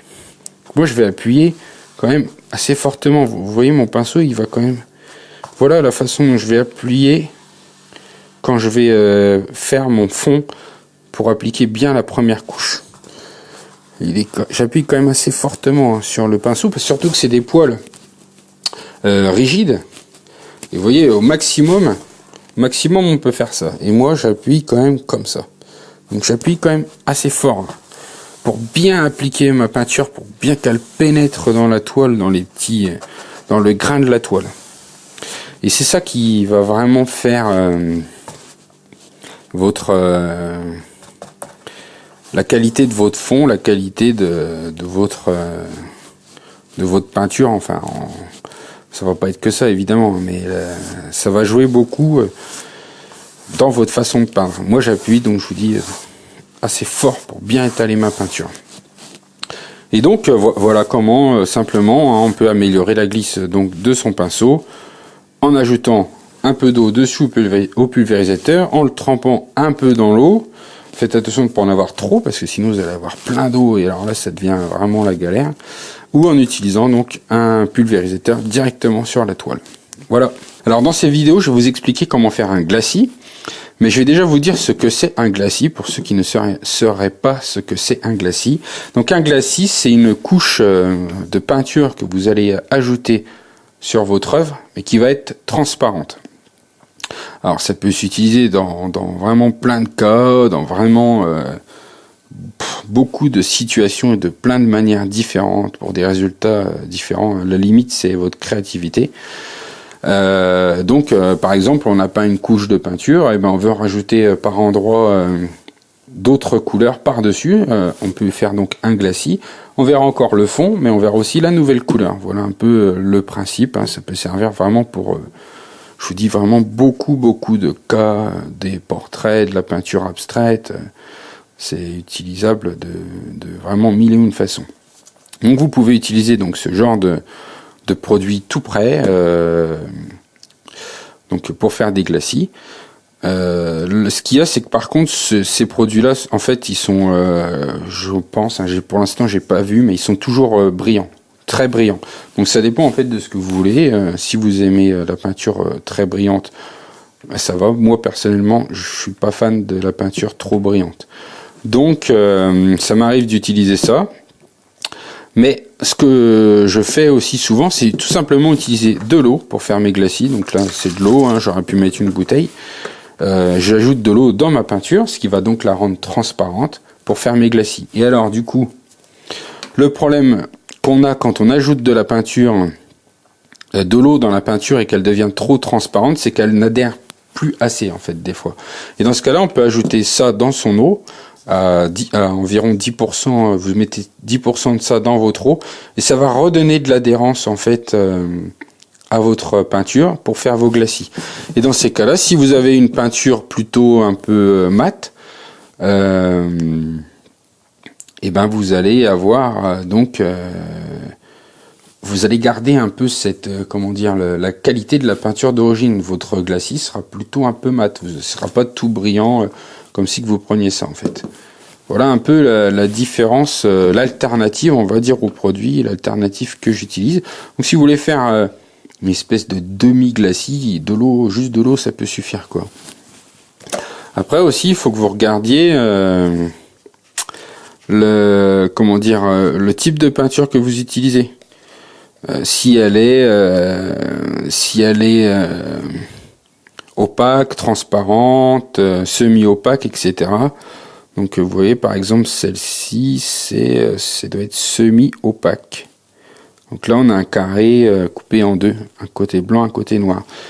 Donc si par exemple vous avez de la transparente, donc avec un carré blanc, un carré tout blanc, ça sera un peu plus simple de faire votre glacis en utilisant de l'eau et ça en fait que si vous avez de la peinture opaque, il faudra donc forcément ajouter plus d'eau pour la rendre transparente et vous allez avoir plus de problèmes d'adhérence. Donc je vous dis problème qui va être corrigé par l'utilisation de ce produit. Bon par contre ça a une limite hein, quand même hein. Ce truc là c'est pas tout à fait pareil. Avec ça on peut ajouter vraiment une goutte de peinture et faire un glacis ultra transparent. Ça sera plus difficile avec l'eau et ce produit là en fait hein. On va pouvoir mais ça sera plus difficile parce que quand elle est vraiment, il y a trop d'eau, s'il y a trop d'eau elle n'adhère plus du tout à la toile et puis on va se retrouver avec des traînées, vous voyez un peu ce que je veux dire, des traînées sur la toile, ça ne va plus, c'est plus